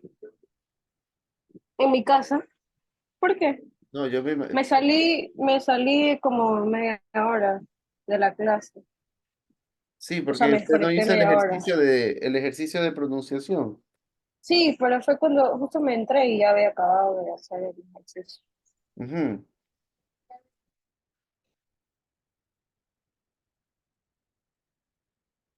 Ok, Daniel Carrillo. Present. Thank you. Sorry, me salté a alguien. Eric Cacao. Present, mister. Thank you. Leti Fiallos. Present. Thank you. Jocelyn González. Present. Thank you. Javier Elguero. Present. Lo mismo, Javier, usted no hizo el ejercicio de speaking. Sí, realmente no me pude me volví a conectar porque estaba llegando a mi casa, entonces no alcancé a hacerlo. Ok. A ver, Claudia Mendoza. Present. Thank you. Pablo Mora. Present. Thank you. Luis Nieto. Present, mister. Thank you. Giovanni Ortega. Present, teacher. Thank you. Scarlett Rivera. Present. Thank you. Wilson Serrano. Present, mister. Thank you. Hilary Toledo. Present. Thank you. Melissa Velasco. Present. Thank you. Milena Villacreces. Present. Thank you. Sebastián Zúñiga. Present, mister. Thank you. All right. So, before we start the next activity, we still have these two students pending on the pronunciation exercise. So I would like to hear them. Marcela, number 1. Yes, teacher. You must switch off your phone on a plane. Okay, that You is not correct, Marcela. You need to link the letters. You must switch off. Switch off, yes. Okay. You must switch off your phone on a plane. Your phone on a plane. Your phone on a plane. Your phone on a plane. Your phone on a plane. Not your phone on a plane. It's your phone on a plane. Your phone on a plane. Yes. Number 2. Okay. You should only call him in an emergency. You should only. You should only. No, you should only. You should only. You should only. No, you should only. No entiendo. Ajá, es porque se perdió toda la explicación, Marcela. No solamente estamos leyendo, estamos haciendo un ejercicio de pronunciación. Sebastián, ¿quisiera usted tener los honores? Ok, mister. Ok, explique de qué se trata. Lo voy a hacer en español. Sí, sí, en español, está bien. Ya. Básicamente, después del switch off, o sea, hay como una pausa. La idea natural es que digas switch off. Okay, en vez de decir switch off. ¿Si me cachas? Por ejemplo, en la 2 dice algo pausado, poco natural sería you should only. Pero lo que se busca aquí, la parte correcta, es pronunciar you should only. O sea, unir la D con la palabra only. O sea, you should only. ¿Sí me cachas? Es hacer ese puente, esa unión entre las dos palabras, como de corrido. Mira, el punto 3, si lo lees, dice, we have to leave at 11. Esa es la parte poco natural, o sea, pausado entre palabras y palabras. En cambio, hay una curvita que une la palabra leave y at. Entonces, si tú lo lees como se busca aquí, sería, we have to leave at 11. O sea, lo unes, como que es un puentecito entre las palabras. ¿Sí me cachas? Thank you, Sebastián. Okay. Very good. Okay, Marcela. Try again. Number 2. You should only call him in an emergency. You should only Yes. call him in an emergency. Okay, pero no va a pausar him. Him in an emergency. Him in an him in an emergency. Pero está pausándolas. Him in an emergency. Him in an emergency. Him in an emergency. Okay, otra vez number 2. You should. You should only call him in a Es que me trabo al hablar. No, tranquila. Todos pasamos por ese ejercicio. You should only call him in an emergency. You should only call him in an emergency. No haga pausa en him. He, me. He, me. You should only call him in an emergency. You should only call him in an emergency. Yes, good job. Number 3. We have to leave at 11. Leave at 11. We have to leave at 11. No es leave at. Leave at. Leave at. We have to leave at 11. At 11. Okay, repeat. We have to leave at 11. We have to leave at 11. Una vez más. We have to leave at 11. Leave at 11. Very good. Number 4. You mustn't open other people's emails. You mustn't open other people's emails. You mustn't open other people's emails. No dice others. No yes en others. Or you mustn't open other people's emails. No, no lo está ligando. You mustn't open other people emails. You mustn't open. No, mustn't open. You mustn't open. You mustn't open Yes. other people's emails. You mustn't open other people's emails. You mustn't open other people's emails. No dice others. Oh. Again, you mustn't open other people's emails. You mustn't open other people's emails. Excellent. Number 5.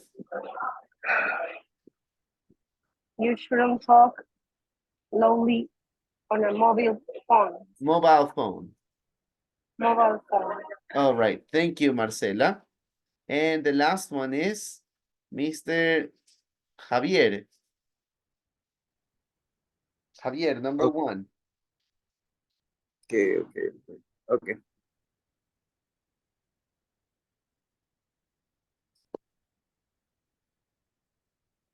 All right, number 1. You must switch off your phone on a plane. Okay, don't pause. Phone on a plane. Phone on a plane. Repeat. You must switch off your phone on a plane. Switch off. Okay. Repeat. You must switch off your phone on a plane. You must switch off your phone on a plane. Una vez más. You must switch off your phone on a plane. Your phone on a plane. Very good. Number 2. You should only call him in an emergency. Okay, está pausándolas todas. You should only call him in an emergency. You should only call him in an emergency. No es should only. You should only. Okay. You should only call him in an emergency. Otra vez hizo la pausa. No es you should only. Es you should only. La D va con only. You should only. You should only call him in an emergency. Call him in an emergency. Him in an emergency. Him in an emergency. No es him in a. Him in Okay. a. Him in an emergency. Him in.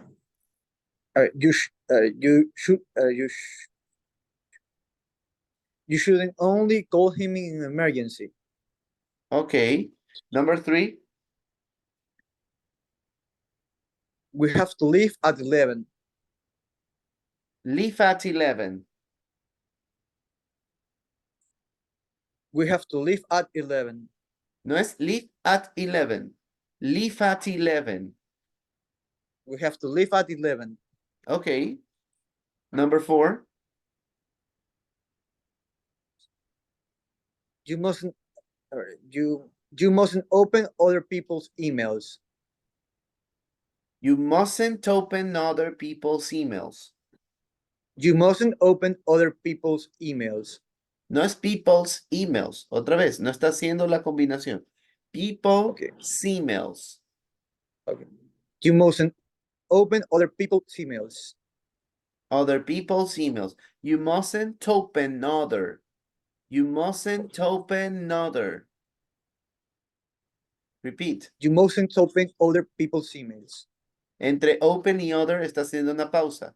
Es open, other. You mustn't open other people's emails. Hizo otra vez la pausa. Open, other. Mustn't open other. You Open mustn't other. open other Yes, people's yes, emails. ahí está. Repeat. You mustn't open other people's emails.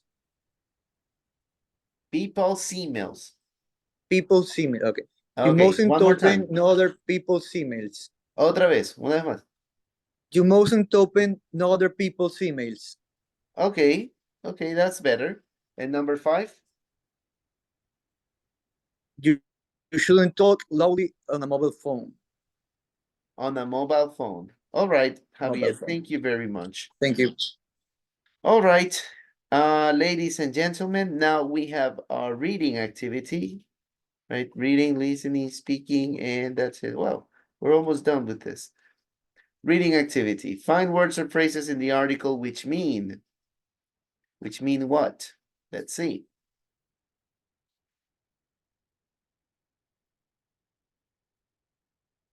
Oh, here we have the article. Mother-in-law from hell or daughter-in-law from hell. So before we work the article, before we do the exercise, we're going to read the article. All right. We have 1 and 2. Let's begin reading, please. I would like to hear from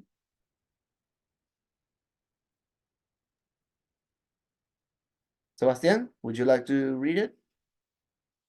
Okay, mister. Okay, go ahead. Oh, before we start, what is a mother-in-law? Creo que es Madrastra. madrastra, sí. Madrastra. Madrastra. Ajá. Suegra. Madrastra es stepmother. Oh. Suegra. Suegra. Very good, Jocelyn. Mother-in-law, suegra. ¿Y daughter-in-law? Suegro, no. Suegro. No, pues daughter es hija. Daughter-in-law, Ah, Nuera. nuera. nuera, right? No existe nuero, creo que es yerno. Ajá. Sí, eso. Okay, very good. So daughter-in-law from hell. Hell means infierno. So la suegra del infierno. Wow, that's strong. Let's see what this is about. Read, please, Sebastian. Everyone knows it can be difficult to get on with your in-laws. But for 20 years old Heidi Withers, it may not be impossible. Heidi was invited to spend the weekend with her. Help me, mister, please. Yes? Fiancé? Fiancé. Fiancé. Right. Fiancé means prometido. Ah, okay. Her fiancé, Freddie's family, at their house in Devon, in southwest England, but soon after they returned to London, Haiti received a very nasty email from Caroline Born. Freddie's stepmother, criticizing her manners. Her manners. All right. Thank you very much. So this is the context. We have Haiti, right? Haiti who is going to get married with Freddie. And this lady over here will be her mother-in-law, la suegra. But it's not just mother-in-law. There's another important fact. And this woman is Freddie's stepmother. Ella es la madrastra de Freddie, not Freddie's mom, Freddie's stepmom. And she will be Heidi's mother-in-law. All right? So let's see what the email is about. Look at the email. And let's read it together. Sebastián? Sí, disculpe, es que llegó un amigo a mi casa y tengo que abrirle porque estamos en Guayaquil. Of course, vaya, ábrale y luego regresa a clase. Estamos en Guayaquil.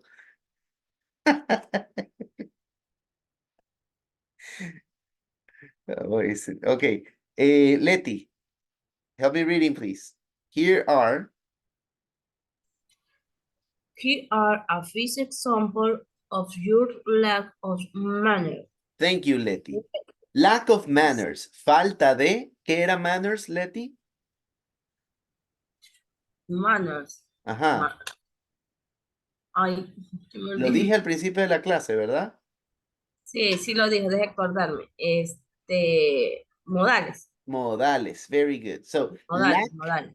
Lack es falta de. Lack of manners, falta de modales. So, imagine that.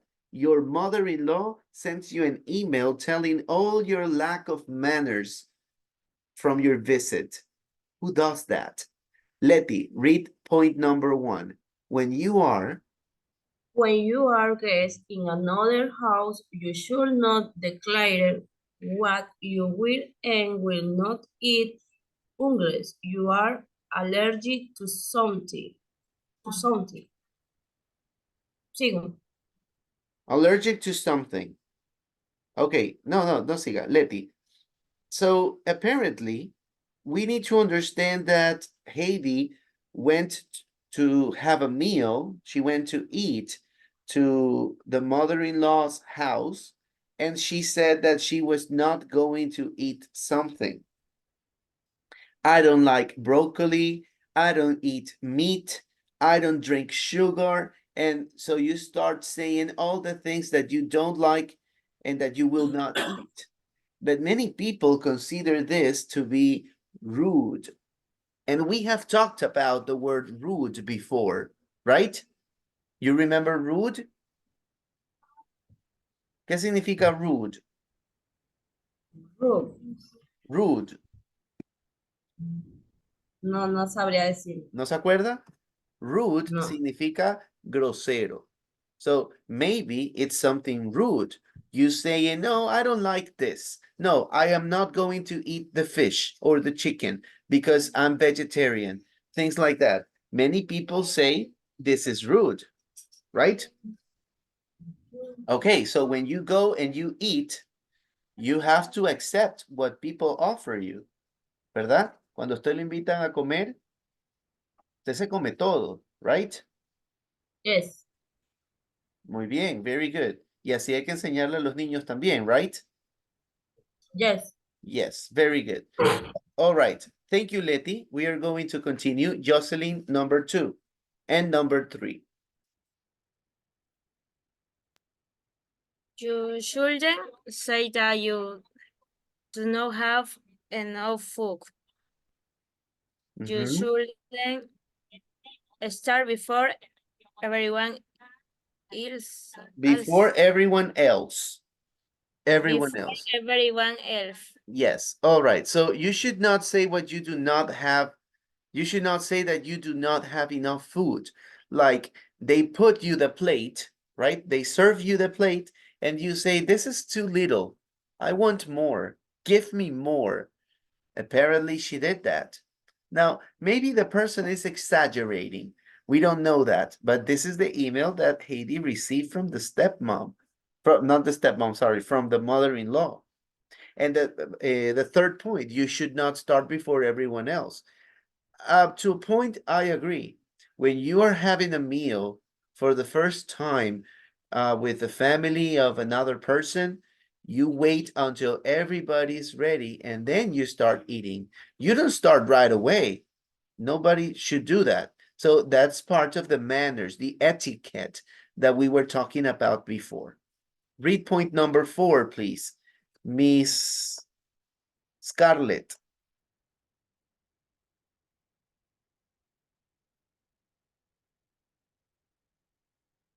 Scarlett.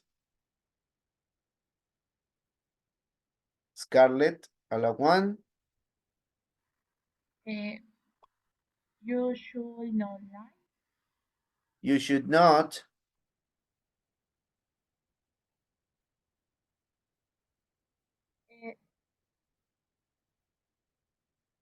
Scarlett, point number 4.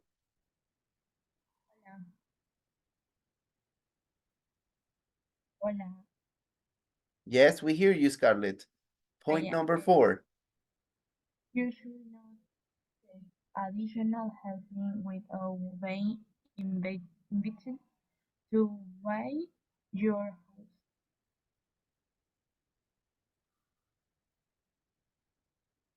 Okay. Scarlett, something's going on with your microphone. I cannot hear you. Read again, please. ¿Me escucha ahí? Es que le escucho, pero le escucho cuando habla en español. En inglés no le escucho. You should not take additional helpings without being invited to buy your house. Okay, very good. So, as you can see, if the host, what is the host? The host means the person who owns the house, right? El anfitrión, the host. You should not take additional helpings without being invited to by your host. So that is interesting.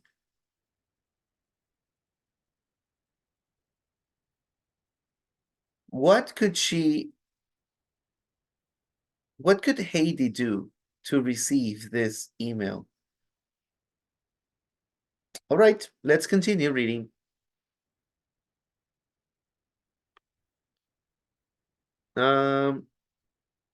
Hillary, the final 2 points.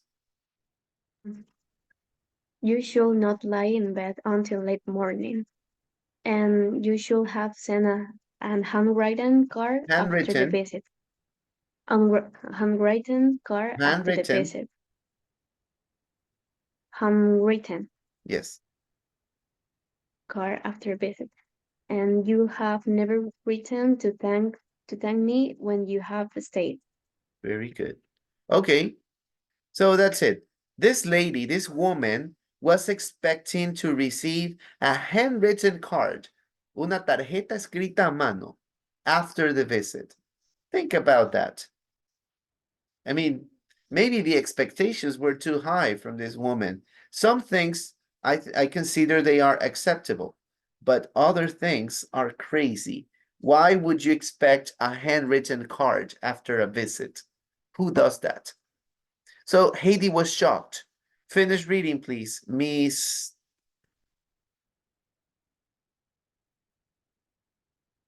Melissa. Heidi was shocked. You should have sent a handwritten That's not what we're card. reading. Heidi was shocked. Heidi was shocked and immediately sent the email on to some of her close friends. Surprised and assumed the friends forwarded it to other people, and some email had been posted on several websites with thousands of people writing comments about the mother-in-law from hell. All right. It's surprised and amused. Amused, like you're surprised, but you're also like frozen, surprised, amused. Sorprendidos y asombrados, like surprised and amused. All right. And the letter has been posted on several websites, and people are responding this. People comment. So let's see what people are saying about this. But now that we finished reading, we can finish this activity because there are some words or phrases in the article that talk about these little things. Like, was there any noun that said something related to a man to whom you're going to be married? This is a word that Sebastian read at the beginning. Remember? A man to whom you are going to be married. Fiancé. Fiancé. Right. Fiancé. Prometido. Right? That's the man that you're going to be married. Fiancé. Me va a salir error porque tengo que escribirla con la tilde. Es francés, en realidad, eso no es inglés. Es una palabra Eso, doble. profesor, iba a preguntar, ¿las palabras en inglés llevan tilde? No. Estaba confundida con esa palabra. Sí, el tema es que así como nosotros tenemos palabras en inglés, o sea, digo, nosotros en nuestro español de día a día, nosotros combinamos palabras en español con palabras en inglés y simplemente adoptamos ciertas palabras en inglés para hablar en español. Y eso sucede en todos los idiomas. Uno de ellos, inglés, y ellos tienen mucha influencia del francés. Entonces ellos tienen, por ejemplo, no existe la frase buen provecho en inglés. Eso es una palabra solo de español, pero no significa que la gente no tenga alguna frase equivalente en inglés, pero lo dicen en francés. Entonces usted escucha a un gringo diciendo bon appetit. como buen apetito, bon appetit, pero eso de allí, eso es italiano, Sebastián. Estamos hablando del francés. Sí, se confundió de gesto. ¿Ok? Entonces, así lo mismo ocurre con la palabra fiancé. Fiancé es una palabra en francés, en realidad. Y el francés sí tiene tilde, pero en realidad en el francés la tilde no funciona como en el inglés. Esto de aquí en una clase de francés que tuve hace tiempo y reprobé. Recuerdo que es porque la E en francés no se pronuncia E, se pronuncia O. Y entonces para usted darle ese sonido plano en francés, le pone una tilde. Entonces ya no suena O, sino E. Eso es lo que significa esa rayita en el francés. En el español es el acento. Usted sabe que la sílaba lleva el acento donde está la tilde, ¿verdad? Pero bueno, en otras palabras, esto de aquí es algo que también nos sucede en español, como por ejemplo cuando los amigos se dicen, brother, ¿qué hay de nuevo? ¿Verdad? Ese brother no es español, es inglés, pero la gente lo utiliza en su día a día. ¿Qué otra palabra se me ocurre? Mándame un WhatsApp, ¿verdad? El WhatsApp es una aplicación que tiene su nombre en inglés, que de hecho es de una expresión que dice What's up, ¿qué hay de nuevo? ¿Verdad? Entonces, eso, o sea, es como que las personas naturalmente adoptamos palabras de otro idioma para poder expresarnos de forma más clara y específica, pero no significa que tengamos palabras así. Entonces, sí, respondiendo a su pregunta, el inglés no tiene tildes, tiene apóstrofes para combinar palabras, cosa que en español no hacemos.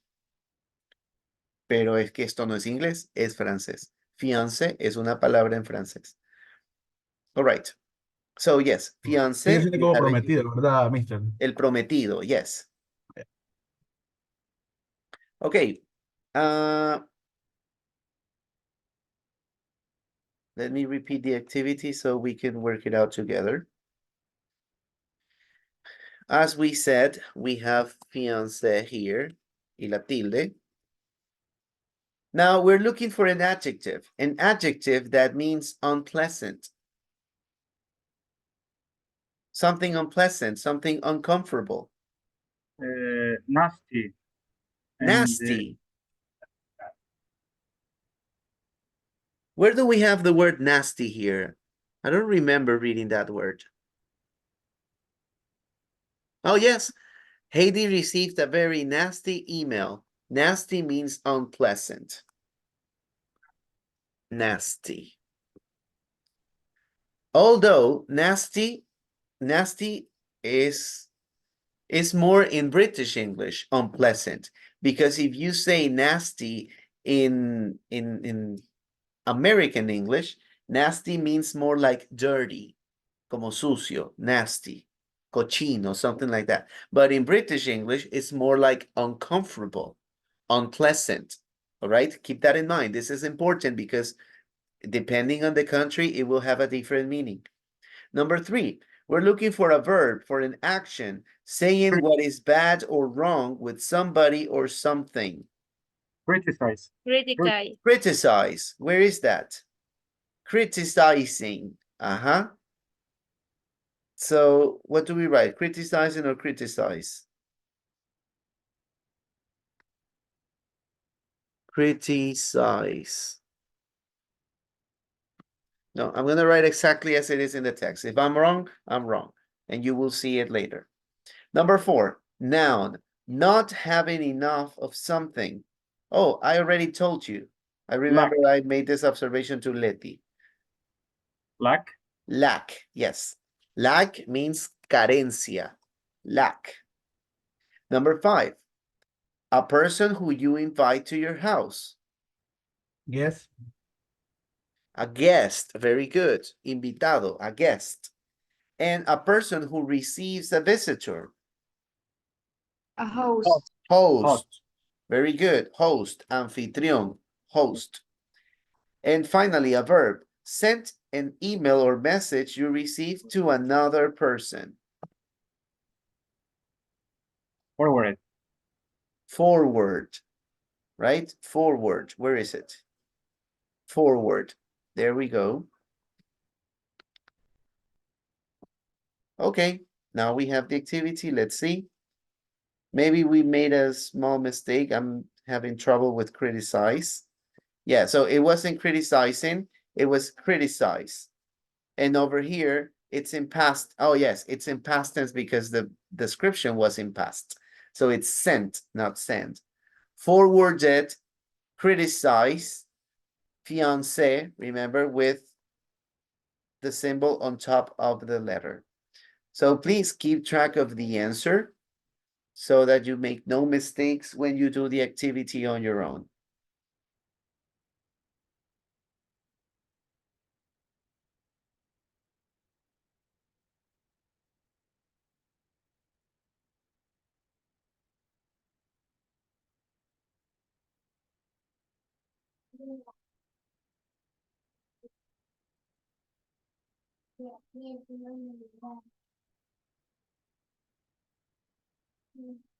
Okay, let's continue.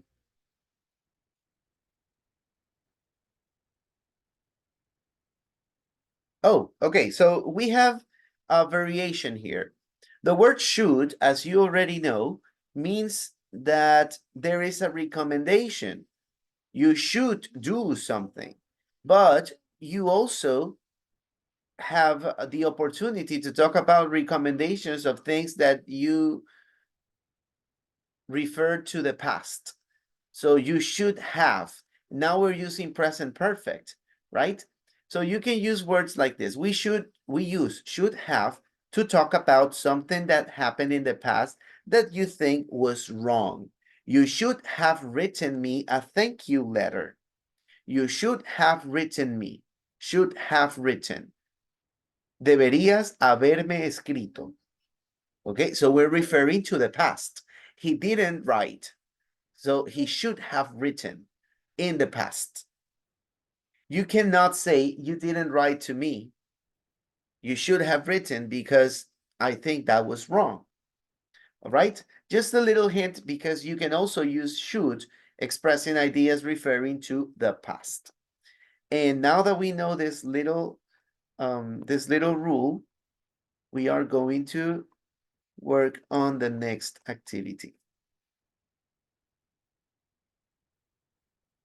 So all we need to do here is to identify whose fault this is.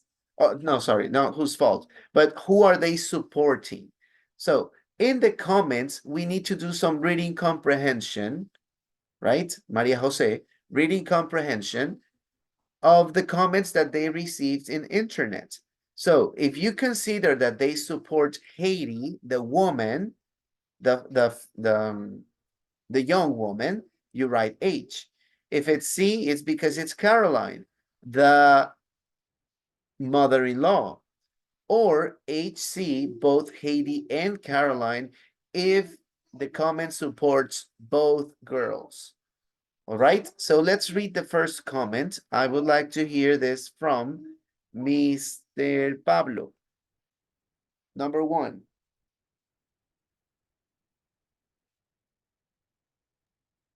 Sí, teacher, dígame. Read comment number 1, please. Mrs. Burns says, Katie should have sent a handwritten thank you note. However, she sent this letter by email. We are in the 21st century. Nobody sends handwriting letters anymore. Handwritten letters. Handwritten, not handwriting. Okay, who do you feel they are supporting? The mother-in-law, Haiti, or both?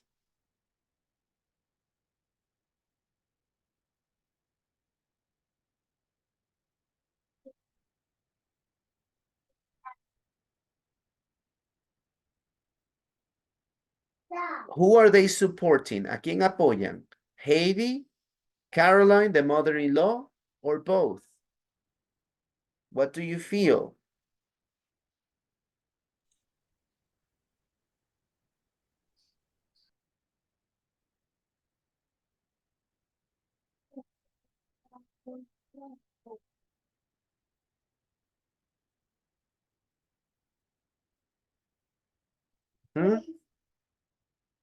Come on, guys.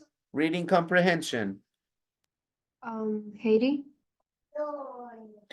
Okay, they are supporting Haiti because it says she sends the letter by email criticizing Caroline. Nobody sends handwritten letters anymore. She's expecting something that is not common anymore. So the first comment is supporting Haiti. We're gonna put H here. Thank you. Number 2, Giovanni. Why do we hear nothing about Frida's role in the all this? Why didn't he prepare Heidi? He must know what his stepmother is like. He could also have prepared his family by telling them about any eating problems his girlfriend has. Okay, so in this comment, we can see that the person is blaming, está culpando, he's blaming Freddie. If Freddie is to blame, who are they supporting? Are they supporting Haiti? Are they supporting Caroline? Or are they supporting both?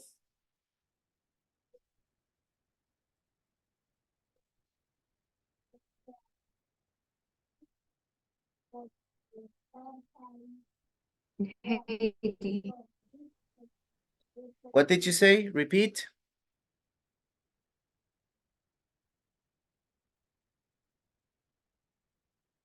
I can't hear.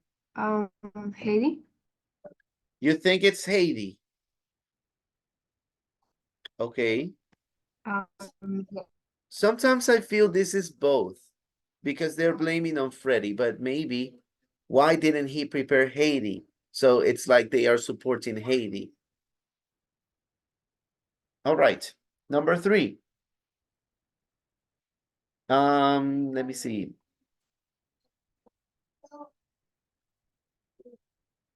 Sebastian, number 3.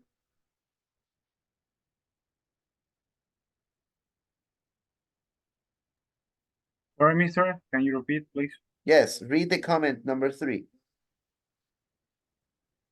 The email was a private communication. I don't think Heidi should have seen it on her friends. Yes.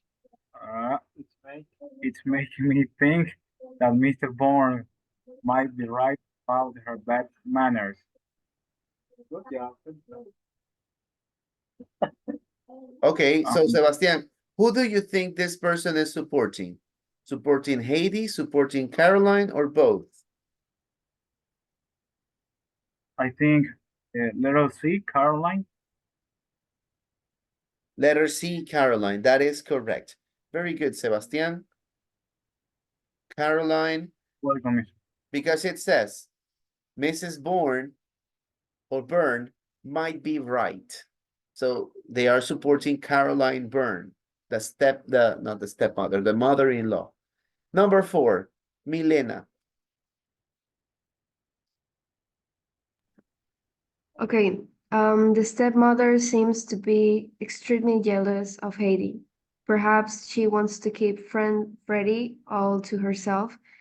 If I were Haiti, I would leave him. Oh, that's tough. I would leave him. Who do you think they are supporting?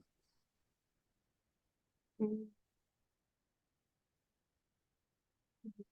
are they supporting?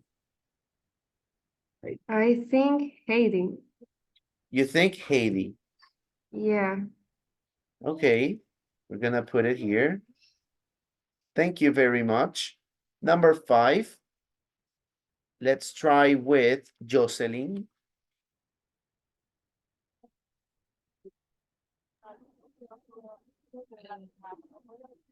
The mother-in-law many have a few good points, but she should have spoke to Heidi face to face, not send her an email. Okay, thank you. Do you think they are supporting Caroline or Haiti or both?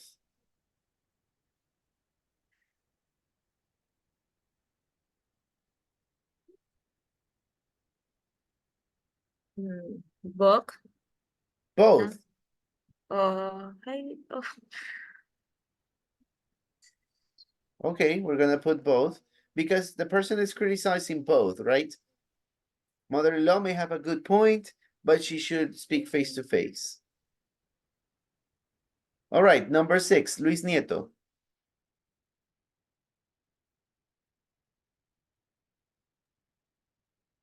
I think that the one with the extremely bad manner is Mrs.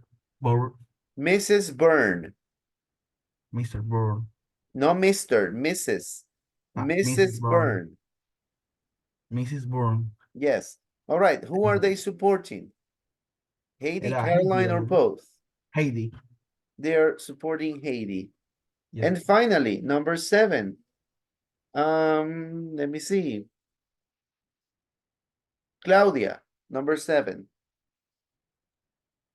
Mr. Bourne, I agree with every word you said. Young people just don't have any manners nowadays. I hope Freddie sees sense and finds someone better.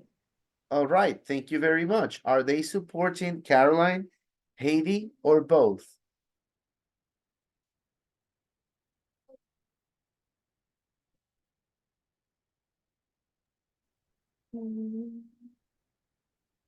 Anyone?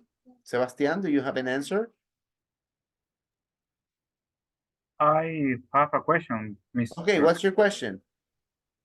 Why not is Mr. Bourne? Oh, why not Mr. Bourne?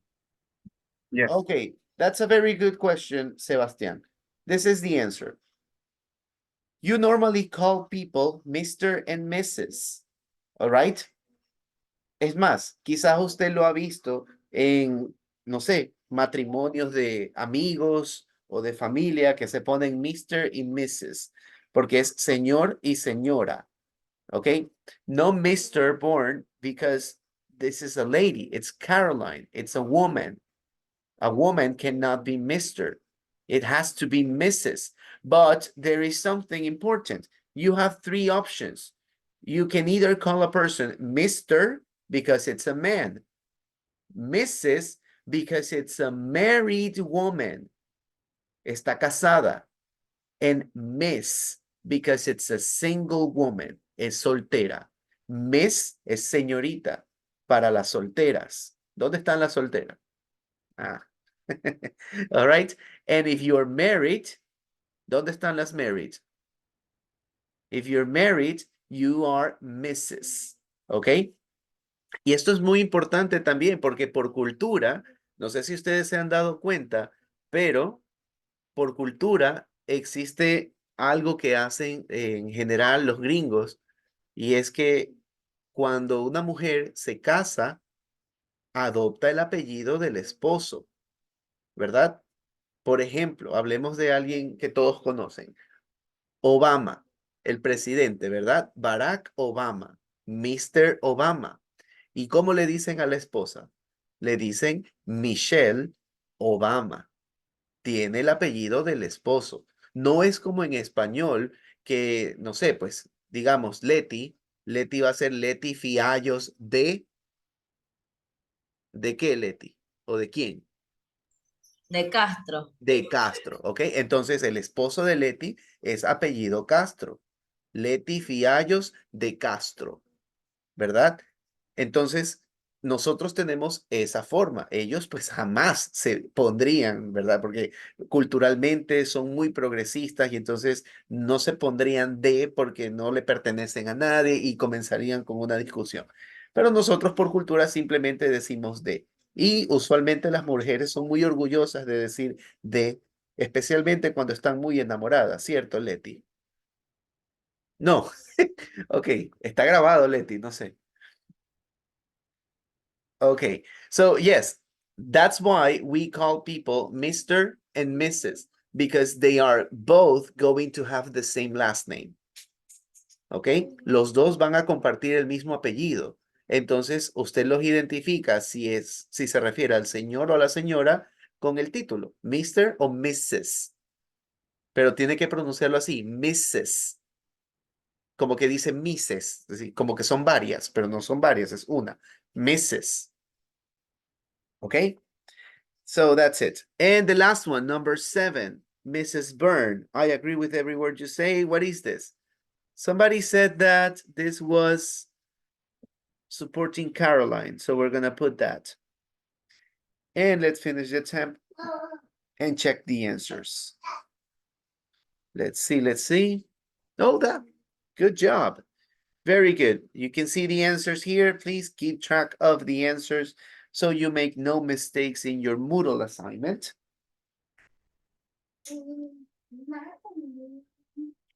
All right. All right, there we go. Marcela, where is Marcela? I'm here. Okay, very good. I want to see you, Marcela, during the class. Estoy en mi casa. Okay. Alguien más me falta. Javier, where is Javier?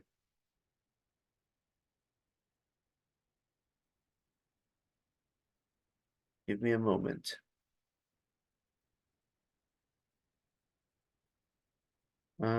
See, Javier Elguero is not here. Okay. Guys, remember, you need 42 attendance. 42 out of 60. All right. So with this, we finish this little activity, little assignment on the reading skills. And we finally have a listening assignment. Today, we practiced a lot of pronunciation, so we're not going to do a speaking exercise today. We did it yesterday, but we are going to work on the listening assignment. All right? Afterwards, I'm going to give you time to work on Alticia. Keep that in mind. Mister, I'm here, I'm driving. Okay, drive safe, please. Let's see. Listening. So, mark true or false. We have a bunch of details that you have to identify if they are true or false. So just like all the other speaking assignments, I am going to play the audio track once, and then I will play it again. So you're going to listen to this 2 times, and then we're going to see if the statements are true or false. Let's see. 2.48. I always thought that good manners were always good manners, wherever you were in the world. But that was until I married Alexander. We met in Russia when I was a student there, and I always remember when I first met him. He came to my flat one afternoon, and as soon as he came in, he said to me in Russian, "Nalye menye chai," which means, "Pour me some tea."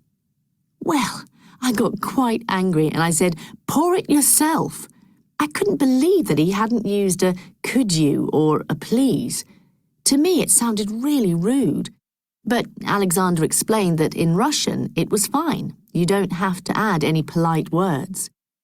Some months later, I took Alexander home to meet my parents in the UK, but before we went, I had to give him an intensive course in pleases and thank yous. He thought they were completely unnecessary. I also told him how important it was to smile all the time. Poor Alexander. He complained that when he was in England, he felt really stupid, like the village idiot, he said.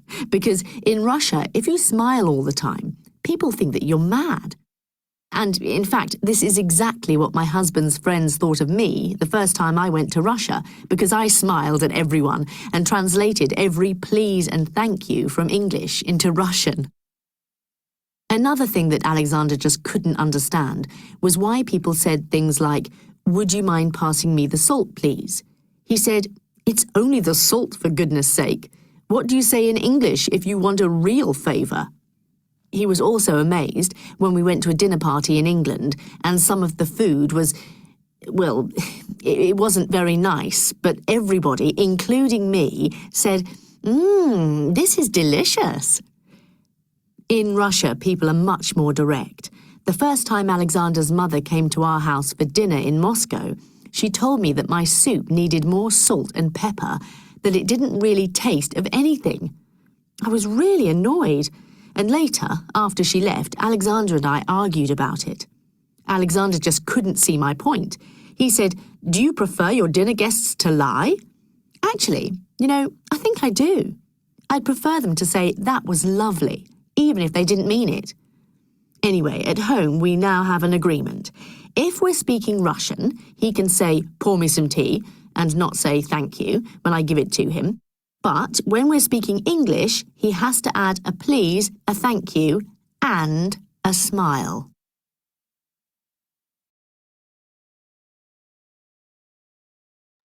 Okay, so I guess we're ready to answer the questions. All right.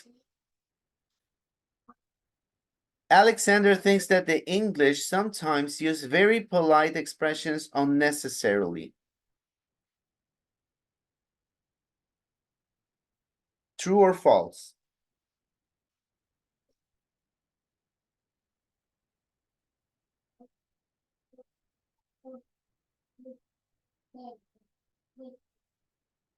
True or false?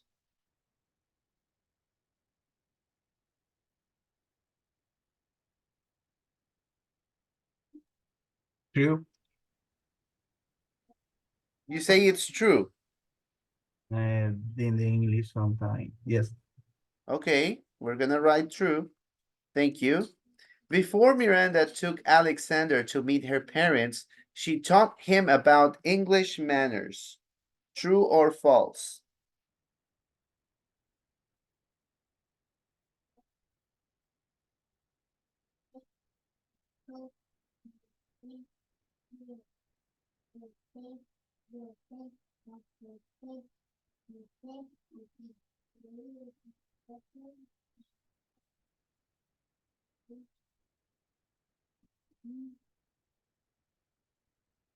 True or false?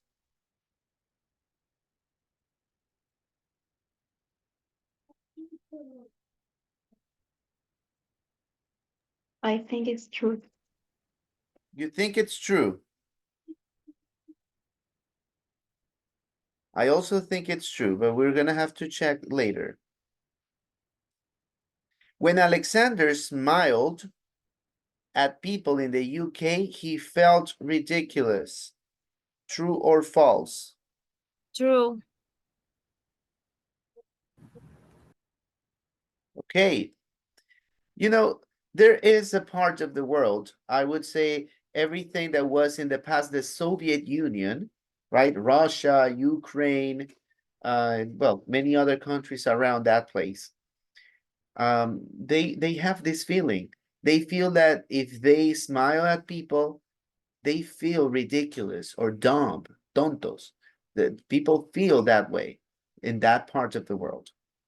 When Miranda went to Russia for the first time, Alexander's friends were delighted because she smiled all the time. False. False. All right. Yeah. Alexander thinks the English are too direct. True or false?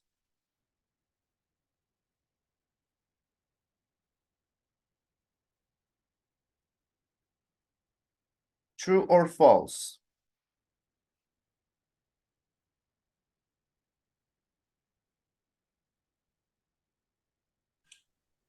False.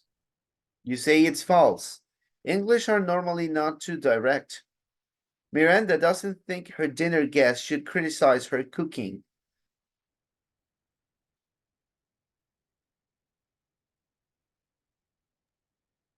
True.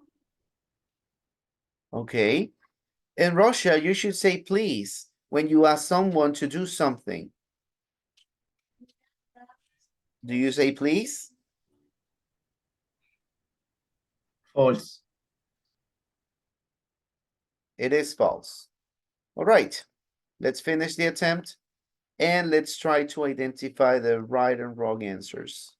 Oh, they are all right. Very good. So Miranda was mad. Remember this. What is mad? We have already talked about this word before. Does anyone remember? Enojado. Okay, that would be enojado in American English. In British English? como locura. Loco, que era right? loco, Miranda ajá. was mad. She was crazy. Very good. Alexander thinks the English are too direct. Miranda thinks the Russians are too direct. And this could be. All right. And the last one. In Russia, you should say please when you ask someone to do. In Russian, you don't have to add any polite words. Look at that. Interesting. Okay. Very nice. Good job. Thank you for helping me. And this was the listening assignment. All right, guys. So we're going to stop working on Moodle now. And we're going to take advantage of the rest of the time to work on Alticia. Yesterday, we didn't do any Alticia, so now we're going to compensate that. I'm going to give you time, enough time to continue working on this. Remember that you should already have finished 50%. Mr. Alfonso already did the progress report. So now, let me see. English. Okay, when did we start the class? January, I think.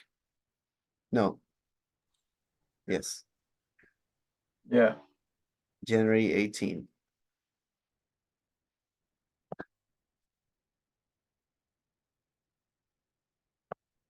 Right, now we got this information. And I am going to open enero 19, Eric Cacao.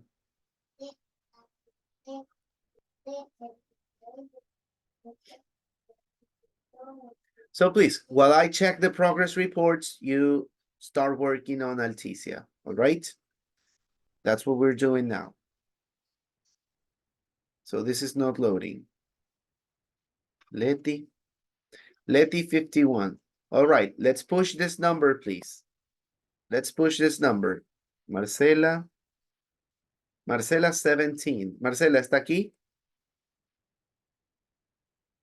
Yes, teacher. Ok, quiero anticiparle, Marcela, que no le vaya a tomar por sorpresa, porque en el grupo del WhatsApp, Mr. Alfonso dijo hace varios días que iba a hacer el corte de Alticia. El 18, sí. El 18, ¿verdad? El 18 dijo, ¿segura? Sí. Ok, bueno, si es el 18, usted todavía tiene una oportunidad de subir este porcentaje. Tiene que llegar a 50. De otro modo, ya estaría perdiendo puntos en este criterio. Ok. Mister, una pregunta, soy Cacao. Eric No. Cacao, tell me. Yo tengo menos de 50. La pregunta es, ¿el corte es domingo 11:59 p.m. o sábado 12 a.m.? Es la... Usted tiene 34%. Ah, Ok, porque yo he escuchado o recuerdo haber escuchado que era domingo 11:59 p.m. yo creo que, o sea, me suena lógico lo que usted me está diciendo, pero sería mejor revisar qué es lo que dijo el Mr. Alfonso, ¿no? Vamos a ver. Ok.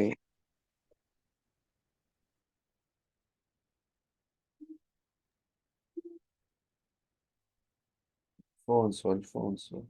El Mr. Alfonso dijo 11:59. Aquí está, sí, correcto. Al menos el 50% se hará el domingo 18 de febrero a las 11:59. Sí, ok, no había visto el mensaje. Me disculpas. Ok, no, tranquilo, pero por eso le digo, recurramos a la fuente. Esa es la fuente. So, Marcela, Eric, you still have time to push this up to 50%. So please start working on that. Ahora mismo ustedes van a tener suficiente tiempo para lograrlo. O sea, no es que tiene que esperarse hasta el domingo para hacerlo. Ahora mismo en clase, you can do it. All right, let's continue. Denise is not here. Scarlett 51, good job. Keep working on Alticia, Scarlett. Take advantage of the time. Sebastián Error, what happened? Sebastian already finished all Alticia. Very good, Sebastian.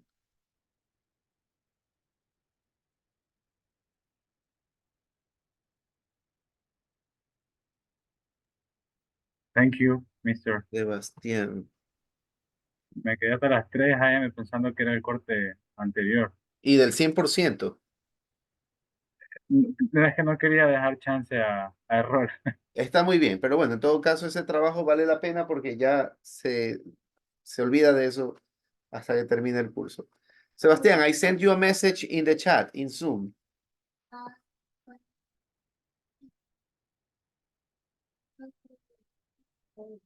Okay, mister, okay.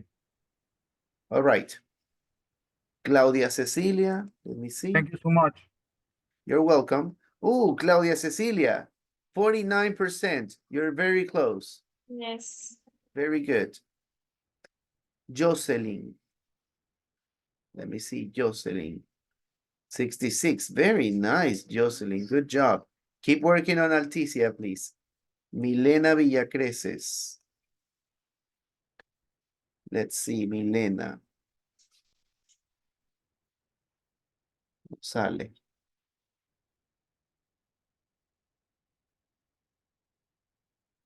$54. Very good, Milena. Keep working, please. Keep working. Daniel Carrillo. 26. Daniel, we have to hurry up. Take advantage of the time. Luis Ortega. Let me see. Luis Ortega. Oh, Luis Giovanni. ¿Qué pasó, Luis Giovanni? No me abre su pestaña.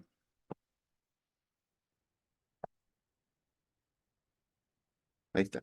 54. Very good. You're ready for the progress report. Keep on working. Take advantage of the time. Pablo Mora.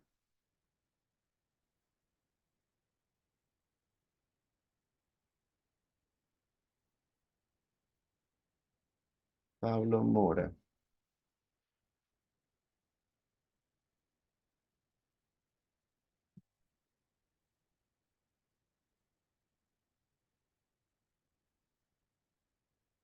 No.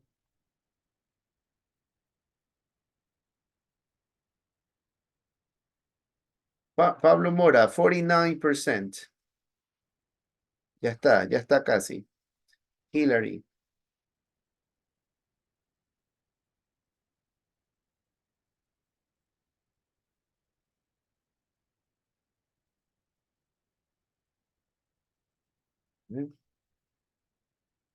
Hillary.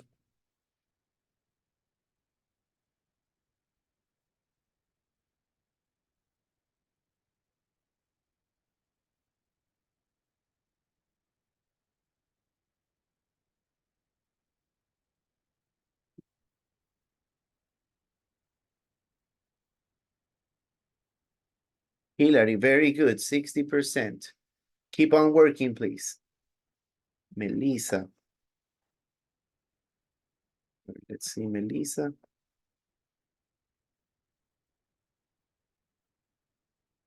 Melissa, wow, 80%. Good job. Keep on working, please. Luis Fernando. Let's see, Luis Fernando.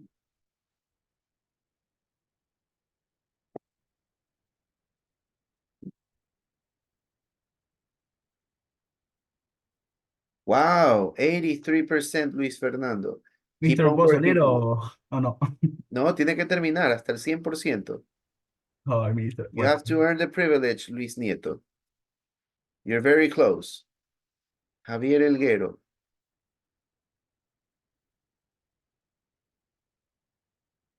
Let's see.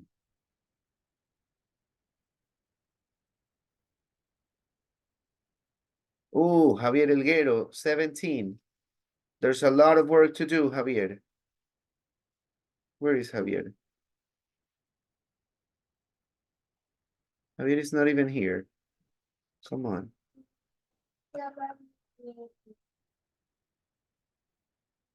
Denise, María José, Luis Cabello, Eric, Marcela. Yes, teacher, estoy trabajando. Very good. Very good. Keep on working, please. Daniel Carrillo, Leti, Jocelyn, Javier is absent again. Claudia, Pablo, Luis, Giovanni, Scarlett. Scarlett is here.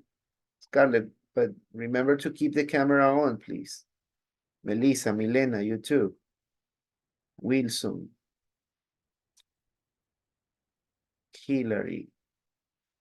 Melissa, Milena, and Sebastián. Okay. All right. So please keep on working. Javier Elguero is not here. Luis Cabello, let me see.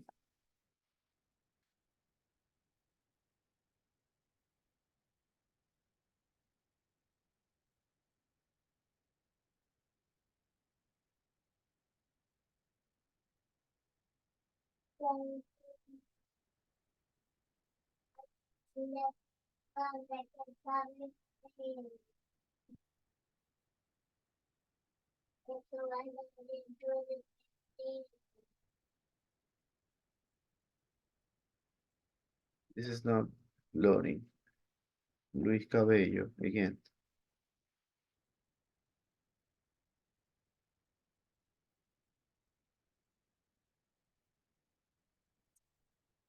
Very good, Luis. 77. Let me see Wilson.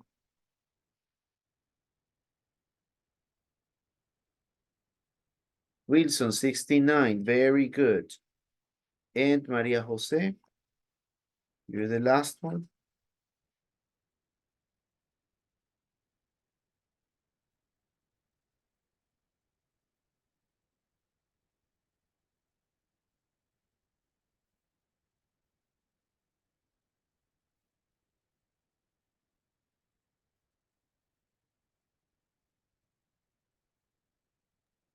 Profe, Yes. disculpe, lo que pasa es que estaba trabajando en Alticia y no sé qué pasó, de un momento a otro se me quedó, pensé que era mi internet y ahora me sale, no sé, otra página donde dice mi correo electrónico, contraseña, no entiendo. ¿Y dice Alticia arriba? Sí, Bueno, seguro tiene que iniciar sesión. pero no me... ¿Qué correo electrónico? Yo entraba directamente con la plataforma. Debe ser el de la universidad. Sí, por eso, no Bueno, entiendo. entra con el de la universidad entonces. Que no me sale.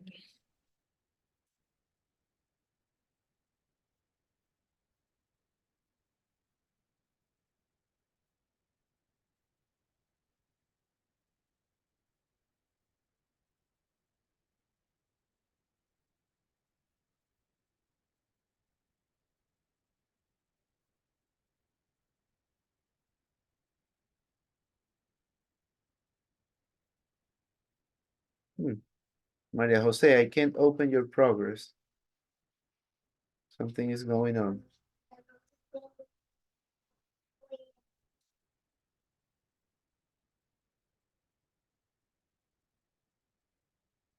¿Dónde están todos los juguetitos? La bolsita de los juguetitos, ¿dónde está?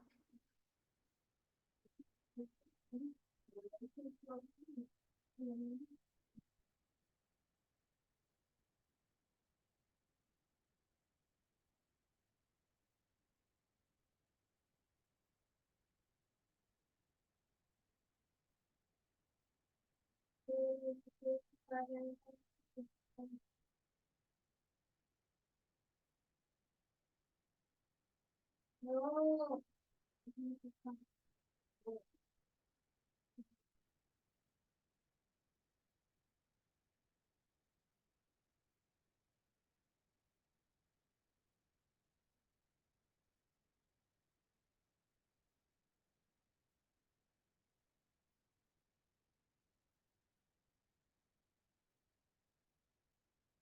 No, this is not loading.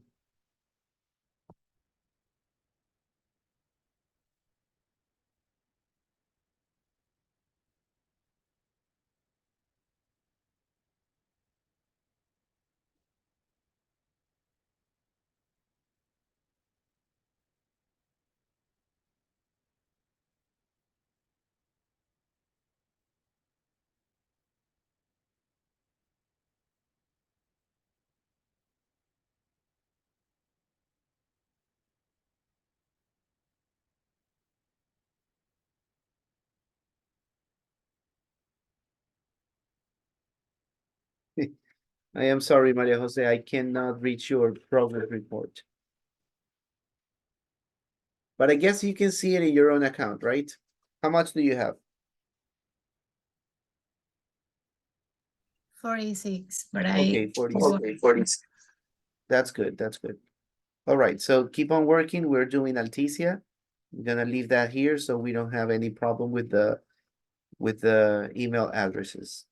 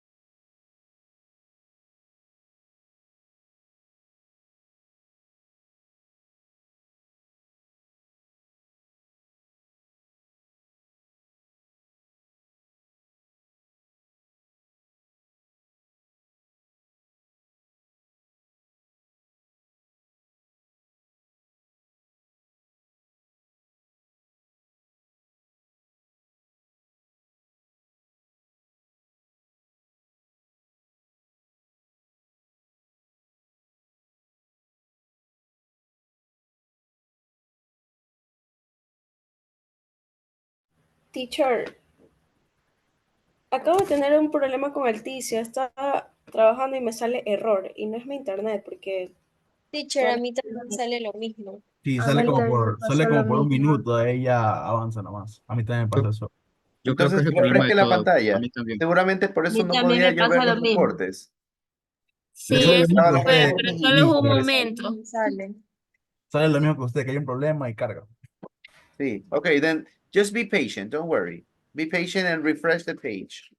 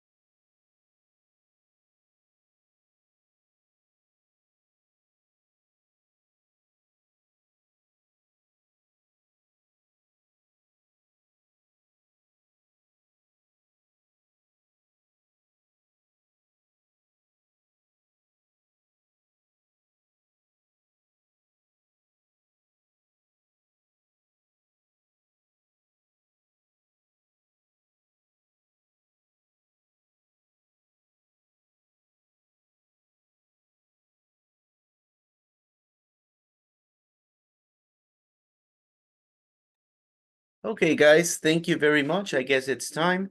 Please remember to finish at least 50% of Alticia if you haven't done so far. All right. If you have, then no worries. You will be ready for this Sunday for the progress report. Have a great night. Have a great weekend.